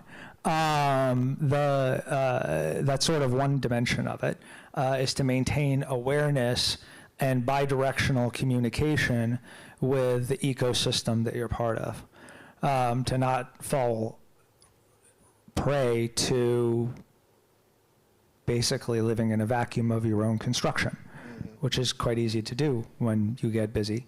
The second is to then think about the devices themselves as travelers on a journey that began somewhere for some reason, and sort of what happens until it ends. To have a full end-to-end view of your concept of the life cycle, so that you don't inadvertently ignore part of it that you would ignore to your peril or to an opportunity missed to create more value. Those sort of two, if you think about them as somewhat of boundary conditions, are helpful in the sense that you're not going to misdefine the system in which you operate. The sort of drill down from there is because if you start that way, you actually position yourself to not be a touch time driven, procurement dominated, this price, that price only sort of player in the market. You get to actually create additional value by finding ways that your consultative, creative design of solutions for you and your customer have additional value beyond what they might have just thought they needed. You can't do that if you don't do those first two things. And then you get down to the devices. These little blinking, sometimes powering on, sometimes not powering on things. They will also tell you something if you listen. Well, what does listening mean? Listening means having the right diagnostic apparatus to understand the failure effect mode of the device, to begin to develop intelligence and a short, effective path towards repair of whatever the diagnostic information provided you with, to not over-process, to not under-process, to just do the right process. To realize that the market into which you desire to sell this item into is not a monolithic thing. It's a stratified, nuanced, multi-channel, global market that you have access to, and you can participate in different slices of it, and the item that you have will be a different fit into different slices with different liquidity profiles and willingness to pay, depending on where you decide to direct traffic. And so the first part to me of like thinking about the notion of an intelligent ITAD is to have a grounding, qualitative and quantitative sort of schematic of the landscape in which you play before you get down to the actual tools and methods and science and approach of actually doing the work, right? Is to really nail your value proposition and your positioning before you get into that, because it's the last time you'll have the clarity of thought and not be overpowered by the details to actually be able to do that. And then there's a whole nother set of levers to unpack. And we'll dig into that. Vic, you've been involved in building buyer networks. So I'm very interested in some insights you've gained over the last year of kind of where you see the market and how you engage and help either ITADs or OEMs find buyers for those secondary market products. I mean, it's horses for courses, really. And what I mean by that is not one size fits all. There is a process, and to Shahriar's point, the intelligent ITAD piece is finding that right disposition, and very much with the buyer network, it is the same ethos. You find the right buyer for it, and it may be in a different market. Don't just look into your own backyard. Dependent upon the age and the profile of what you've got, there may be a different market for it. But also, you heard me say earlier about we're walking into a period of instability and scarcity. Sometimes a product may be worth more as a sum of its parts than it is as a whole product. So it's not to discount what you've got. And again, it's finding the right buyer profile for that. And there are experts in the resale of components, for example, as well as experts in the resale of whole products. And I think it's having that almost eclectic mix. To have a successful buyer network, you need to understand the hierarchy. It would be wonderful to use some of the tech that Shahriar was just describing there, of actually intelligently understanding your disposition, because that's going to cut out cycles of wasted time and effort. But then it's really having the right mix and understanding that mix, but understanding the margin profile may change. And then being able to have the business model that suits that margin profile. So one of the things the OEMs really misunderstand about this market, when you talk about manufacturing a new product from new, OEM margins are 70% plus, because they build it into the price that they hit the market with the product at. When you have a capital outlay for that product, that margin profile takes a hit. I was lucky enough once to sit down with Kelly Kramer, who was the CFO of Cisco once, and we had the excess business at the time, the secondary market piece. And I said to her, if you allow me to buy the product, I can buy it, we can process it, and we can sell it out at 35% margin. And I'm not giving you $1 billion market, I'm giving you access to this $3, $4, $5 billion market. And her response directly to me was, I divest businesses at under 50% margin. Which is really quite an arrogant statement, but it was that very myopic view from an OEM of, that is my margin profile and I won't deviate from it.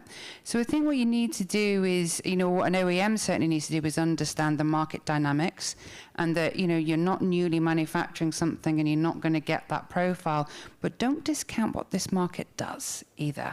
And then we go back to the relicensing, and more importantly, the support. Because that second customer who sits actually generally outside of an OEM's ecosystem within the ITAD system, that product's not a one journey product. That's a second life cycle, a third life cycle. Actually, a mobile phone can go either into 4. And as we get more and more into this scarcity profile that we're facing, you're going to see that. And those manufacturers in particular, but those people that really understand that there is a customer for each one of those profiles, but there's margin with each one of those profiles, they will win. Sorry, I saw just so many things just went off my mind when you were saying that. I think it's on us, because it's probably not going to come from anywhere else, to then educate people in positions like that to the extent that they're willing to be educated. And the world has a funny way of recycling out those folks who aren't, is to say, okay, to the chief marketing officer, you care about CAC to LTV to CAC. Well, you're going to do that customer acquisition cost once. I'm going to give you 4 customers for it. How do you like that? Or you go to the head of engineering and you say, hey, I'm going to give you diagnostic rich data that you're going to be able to ingest, analyze, and identify the design attributes that are going to reduce your next generation's failure rate. Or I'm going to help you enhance design for manufacturability because you're not the one performing these activities on your devices. I am, and I can tell you what you intentionally or unintentionally do to make that really, really hard.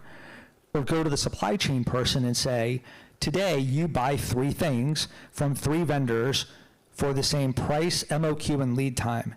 In your version of the world, they're identical. In mine, they're not. Because I happen to know that one of those three fails at 3 times the rate of the other 2. But that information doesn't sit in your MRP. So you don't know that. And you think they're all 3 interchangeable, but you're wrong. Wouldn't you love to know? Probably yes. Who in our industry gives that information back to those parties? No one. We do. That's only because we built the data pipelines and the systems to do that. It was not easy. But it's highly valued. And so it's the total value proposition story that I feel like has not really been told to a multi-functional cross-section of C-suite executives or other core stakeholders so that they can really understand the value, the holistic value to their enterprise, the staying power, the pockets they get to explore of new customers they wouldn't otherwise touch, and how that seeds the next customer or the customer that upgrades. So I have a beef. I have a few beefs in general, but this one's quite a big one for me. And it comes down to how businesses are valued at that level. Because we value, and they look at earnings per share. Now, I am not, from a finance background, I'm not going to get into the technicalities of it. But it's valued at an earnings per share and how, and if you listen to earnings calls, the questions being asked aren't necessarily the right questions. They're about how many shiny new boxes did you sell? How many shiny new boxes are you going to sell? There's not actually anybody really looking ahead to then say, are you actually going to have access to all these shiny new boxes that you think you're going to sell? And I think right now we as an industry need to push back a little bit, particularly on some of the analysts and also onto some of the protagonists of, the Gartners of this world. Why isn't there a magic quadrant for circularity? Why isn't there a magic quadrant for longevity? Or look at the magic quadrants. It's great how great the tech is, right? But it's not how long does your tech last. We're not measuring the right metrics, and I think it's going to become a problem before people realize it. Actually, I think we're almost walking into a juggernaut, and then everyone's going to go, ooh, oops. The buzzsaw is here. It's already biting people in the proverbial buttocks. Netgear, recent earnings release, came out and said, can't get the DDR5.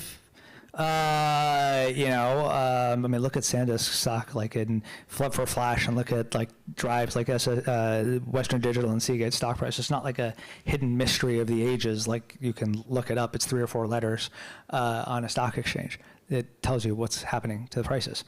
And you have other companies coming out and looking at the impacts, the economic impacts, product releases, product cancellations, the fact that the set-top box industry operates to a DOCSIS 4 standard for which there is no upgrade path to DDR5, and you had Micron come out and say, sorry, see ya, we're out of DDR4 and LPDDR4, SK Hynix and Samsung are the other guys, Nanya's this big. What are you going to do? Now you've got to go out there and start finding those assets and devices to crack them open and pull out the hidden gold. And anybody who's got DIMMs or really attractive SSDs or good dense flash memory devices, please talk to one of my guys. But no, it's just started. So pain is a great motivator. And I think that the coming supply chain pain, the current pain, is already bad, but it's going to get so much worse because you have CPUs competing for fab space neck and neck with a high-end Xeon processor. Good luck, and who's going to win that battle? at TSMC or one of the other like 4 fabs that actually have 3 and 5 nanometer capacity. We can't build one overnight. 2 is the unsexy electromechanicals of the world. Like nobody cared about these guys. The fan and cooling guys, like I'm not talking about like the sexy high end, data center cooling. Those guys are having their moment in the sun for sure. The cool ITs of the world. I'm talking about the people who are making directional vector fans, or the people who are making swappable power supplies that are 1,400 watts and up in servers. There were a lot of people just threw them away or gave them to scrap vendors. I don't think you want to keep doing that if you do it today. Those things are going to be worth a lot more soon. They're not building capacity. They're about to get deluged with demand. Economics tells us what will happen next. So that the supply chain shock being caused by, depending on whose numbers you use, $3 to $8 billion, I guess when you trillion, of which the hardware part, right, was like 60% of that or so, 70% of that, like it's going to happen. So you have people who are in data centers who used to just shred drives, call Iron Mountain and Sims, and they'll come and they'll, the circular thing about them is their saw blade, and it'll show up and it'll shred your drives. Cool. That was okay when they were super cheap. How do you think about that when they triple in price? Still want to shred them? So is that your art? Because you recently put out a white paper that says that 20 million hard drives are taking out of data centers annually. That's a huge number, 80% of which are shredded. So how are you engaging with companies to get them to rethink kind of the old method of addressing disposition and introducing new ways of kind of managing this and preserving things that have value? It's a multi-pronged effort for sure, right? You have to attack it at an engineering level, at a compliance and legal level, at a financial level. I see. And you kind of have to do it all at the same time, and because it's like squeezing a tube of toothpaste. Each functional executive will give you some amount of play, and you'll find you spent a year and got absolutely nowhere. Is our experience. So to make that change, it's kind of back to letting each constituent know the sustainability person at the big companies, right? You take your 5 or 6 executives, you speak the message to them with the nuance that meets what they care about, and you do it all at the same time, and you persist with evidence and fact.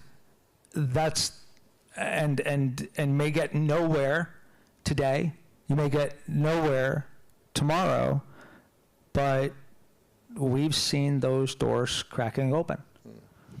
What's interesting, or what I'm hearing is that circularity plays, or playing in the secondary market, is often a multi-benefit and therefore multi-stakeholder kind of engagement. So the sales cycle and the messaging that you have to convey requires actually speaking to several different functions across a company. So it's a pretty difficult sales engagement. So are you finding that there's differentiation in the market? Some are more, it's easier to find a company that's kind of willing to absorb that message, or do you just have to slog it and it's kind of like doing hand-to-hand combat through? I would imagine they vary quite dramatically across companies, but it seems like the sales of making this known is quite a battle to get the message through. There's not like one buyer, you go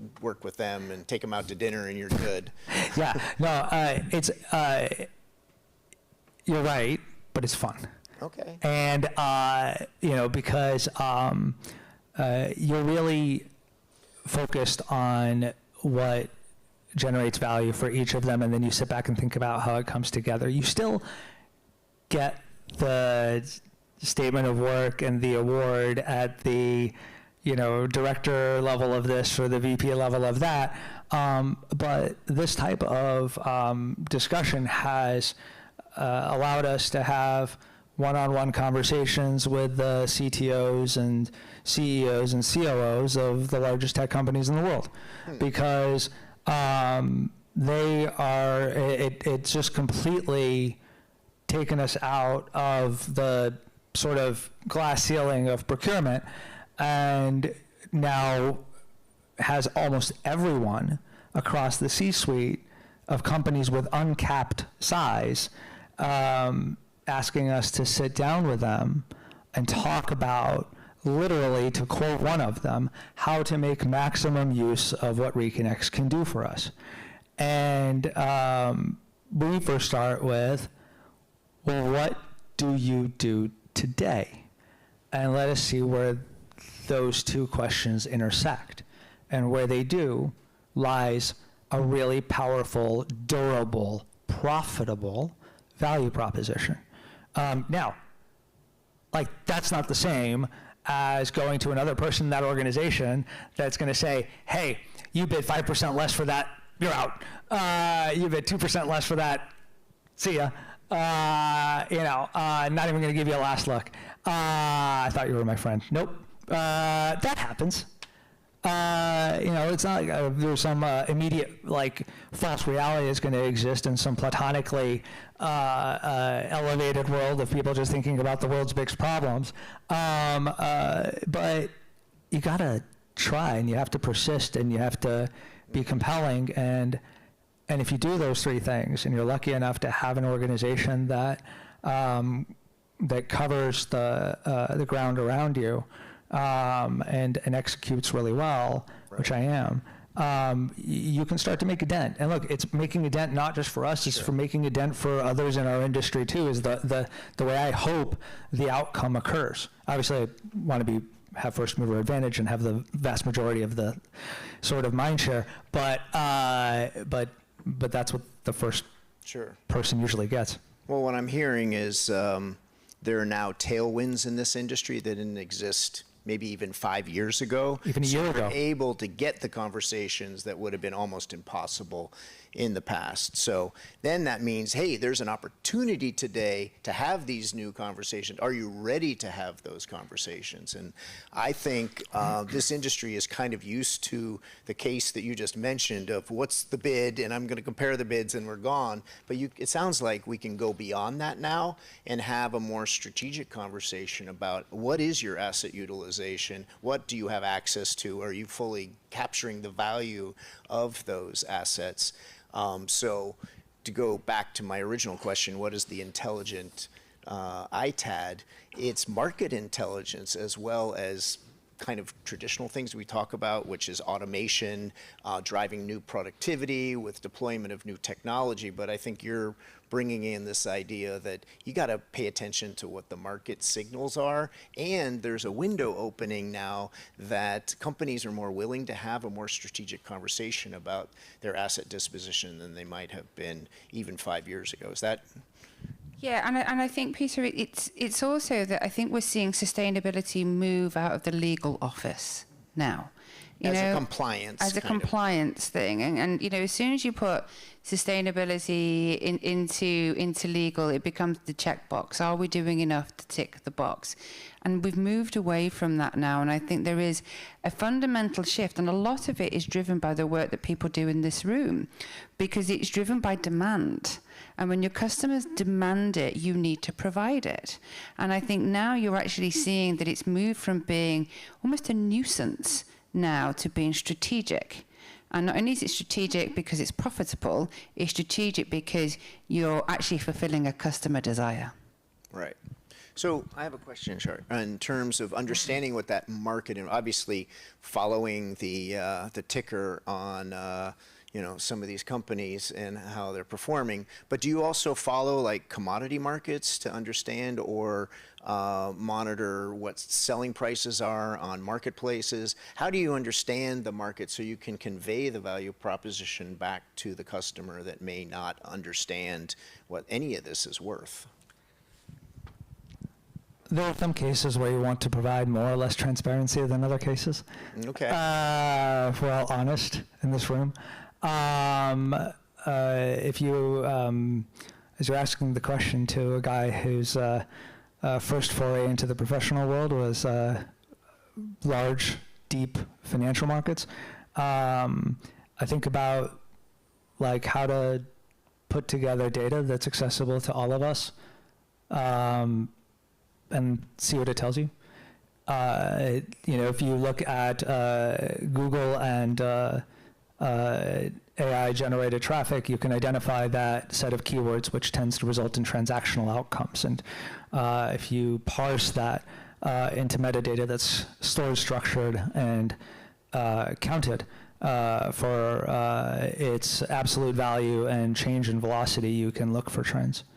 And signals of liquidity. If you look at the number of active listings across marketplaces, the new ones and the ones that have expired, it'll give you another sense for the concept of liquidity of a particular item or configuration. If you were to track the delta between the offered price and the transacted price of items across different grades, across different markets, you would see that bid-ask spread effectively. People just don't think about it that way, but that's what it is, for those assets. And so when you see narrower spreads, higher volume, and greater participants, it's the definition of a more liquid market. The margin demanded in that environment is not the same as the margin percentage demanded in an environment that is less liquid. The participants in the second less liquid market have to be compensated for capital risk, for time, for their work to find buyers, whereas in the former, you don't, and you shouldn't, because you don't deserve it economically, not emotionally. So those, if you were to sit back and construct an algorithm utilizing scoring models and AI to do a lot of like fuzzy parsing and stuff like that, you would be able to create some pretty interesting indicators from things that are all around us, but that we don't look at a lot. And that'll tell you like one side of the equation, which is what does this asset trade for in the wild? What do people want? How many people want it? Right, that's one part of it. But now you go back and say, okay, if I look at the bid-ask spread on A, B's, and C's for product A, the A grade has a 5% spread between the offer and the transacted price. The B has a 10% spread, and the C has a 20% spread. Okay. But A, B, and C also have their own differential prices. So if I've got assets of a grade C, I can tell if I get this asset to a grade B, and there's nuances to all of this, I know what my return on investment will be. So now, do I have the capabilities, and can I execute those capabilities at a low-cost, high-quality way that my delta cost is less than my delta price? Right. And as long as I can do that, I think I've got a pretty intelligent ITAD. Well, you're adding another dimension, which is these assets aren't fixed necessarily. You can enhance them, right? And then the question is how much value do you, or cost do you put into that enhancement? I think it's a good opportunity to open it up for some questions. If there are questions in the audience, this is a great opportunity to ask industry experts on what you're seeing in the market. So if there are any questions out there. We are the last panel of the day. Yes, exactly. Okay. So did you have a comment? No, I was just going to say, I think we're at the precipice of change. And I think the people in this room represent that change. I had a bet with somebody outside earlier that I think this time next year, this room, this event will be full of OEMs because they need to. That's an interesting point. There are a few hanging out here. Yeah, there. Yeah. I think it's pretty awesome to see what's happening out there because you have some really cool tailwinds all coming together at the same time. The life cycles of the stuff that's sitting in, like everybody talks about the, you know, really sexy, like high-end GPU encrusted servers, like that are each sucking down a mini Houston, right, in power. But the CPU servers and the migration of workloads that are happening as models and enterprises each evolve in different directions is creating an opportunity for companies that have the engineering prowess and the technical know-how to take a server from one workload and reconfigure, reuse, redeploy, or remarket it to multiple additional tiers and workloads within the same enterprise or at others. Where if Meta takes last year's F1 car and yanks it out of one of their high-performance compute data centers because it's not going to win this year's F1 race, it's still a freaking F1 car. And you take that and you find its next rightful home. They were going to buy another server. Shockingly, Meta somewhere was probably going to buy another server, right? So they just didn't know that either that server was available, coming available, or how somebody could reconfigure it to meet the needs that they had, either in another one of their data centers, in one of their corporate offices, somewhere else on the edge, and it's just not the same server.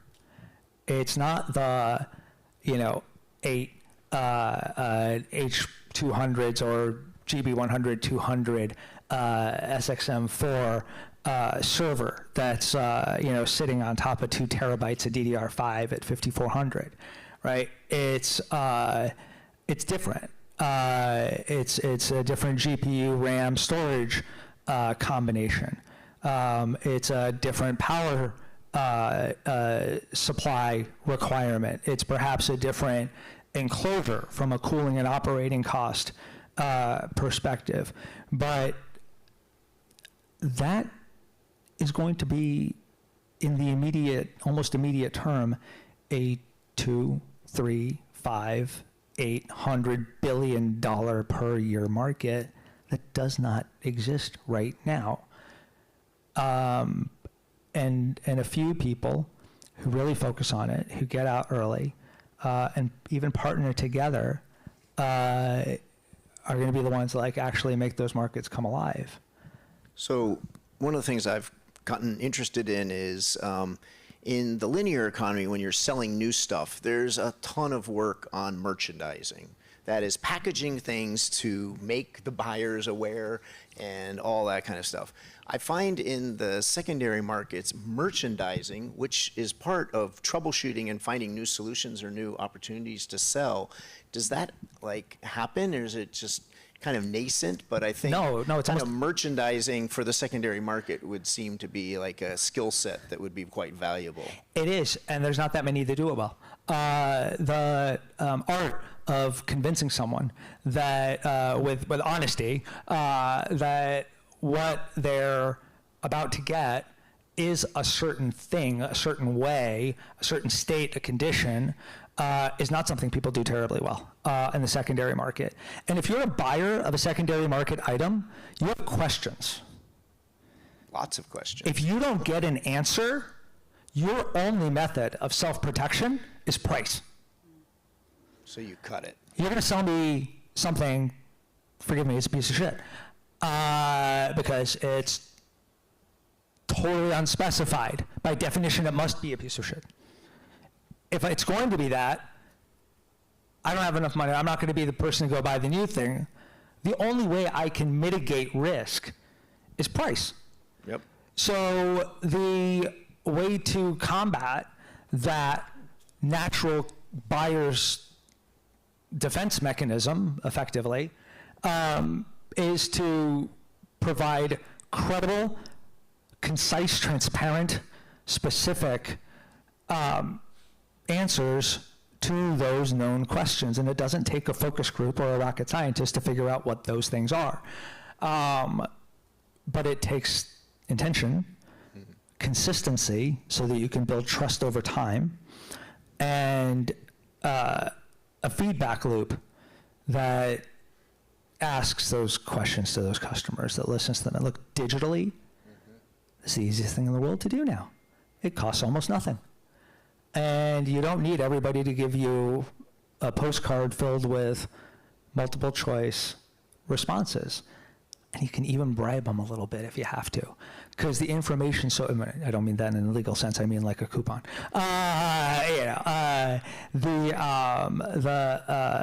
The information's so valuable that if you're going to use it, it's definitely worth paying for it. And the e-commerce, the excellence and art of merchandising and e-commerce, you're right, whole teams, tons of AI platforms. It pushed the edges of some elements of photography, of 3D modeling, Wayfair trying to get you comfortable to buy a rug or a couch or something that you haven't even touched. Like how do you return a couch? Right, you can, it's painful. They've got to convince you of that. So there's art in merchandising. They were a great example, frankly, because they had to create this buying comfort and trust that didn't exist in a category where people previously thought you would never buy something for your home that you hadn't touched or seen with your own eyes, and now they do. So you think about our industry, we don't actually have that challenging of a problem in some sense, but in another sense, things like objective grading, things like the warranties that are offered, things like the customer service delivery, the questions that are answered, and the speed with which they're answered. All those things add up to the difference between what could be a few percent conversion rate and one that's literally going to increase your sales by 50 to 100% more. And in this industry, we have to do it to keep supporting the notion of consumer perception and buyer perception, whether it's an enterprise or an individual, so that it enhances, back to that price spread and liquidity, creates more liquidity, reduces the artificial need for discounting in the marketplace, and gives customers predictability around what they clicked on and what they unboxed. Gotcha. Vic, any thoughts on merchandising in the secondary market? Oh, I think Shariar nailed it. Okay. I do, but perception and reality, right? And they need to align. Cool. Good. Any last thoughts on kind of where you see the market going? We've talked about the elements of an intelligent ITAD. I think what's interesting is the range of issues that are involved in that. It's not just about deploying AI. It's about smart intelligence. It's understanding who to talk to in these companies, and it's often more than one party. And it's also kind of explaining the solutions that these products can provide, also upgrading the value of that and knowing how much to invest or not. I think the automobile industry has done this extremely well, and there's a lot to learn from that industry, and it's now coming into this industry. So my guess is that 5 or 6 years ago, this job wouldn't have been as attractive as it is today, because there's just so much going on in this industry and a lot of ways to innovate and grow success and grow a successful company. Yeah, it's a really cool time to be doing this. I feel pretty privileged, frankly, to be in my role. And most of that comes from the 4,300 people that I get to lead and who count on me for good judgment when I wake up every day. And outside of that, to be able to bring certain things to an industry that I think has an opportunity to fulfill a promise that is still pending. Is pretty cool. I'm going to make a last plug for Vic. She runs a podcast called All Things Circular, and if people are interested, come talk to Vic about being a guest on the podcast. We talk about these issues. You've graciously agreed to participate in previous podcasts, so we thank you for that. And with that, I think we'll close today, unless you have a final comment. Great. No, Well, thank you so much for coming. Thank you, everyone.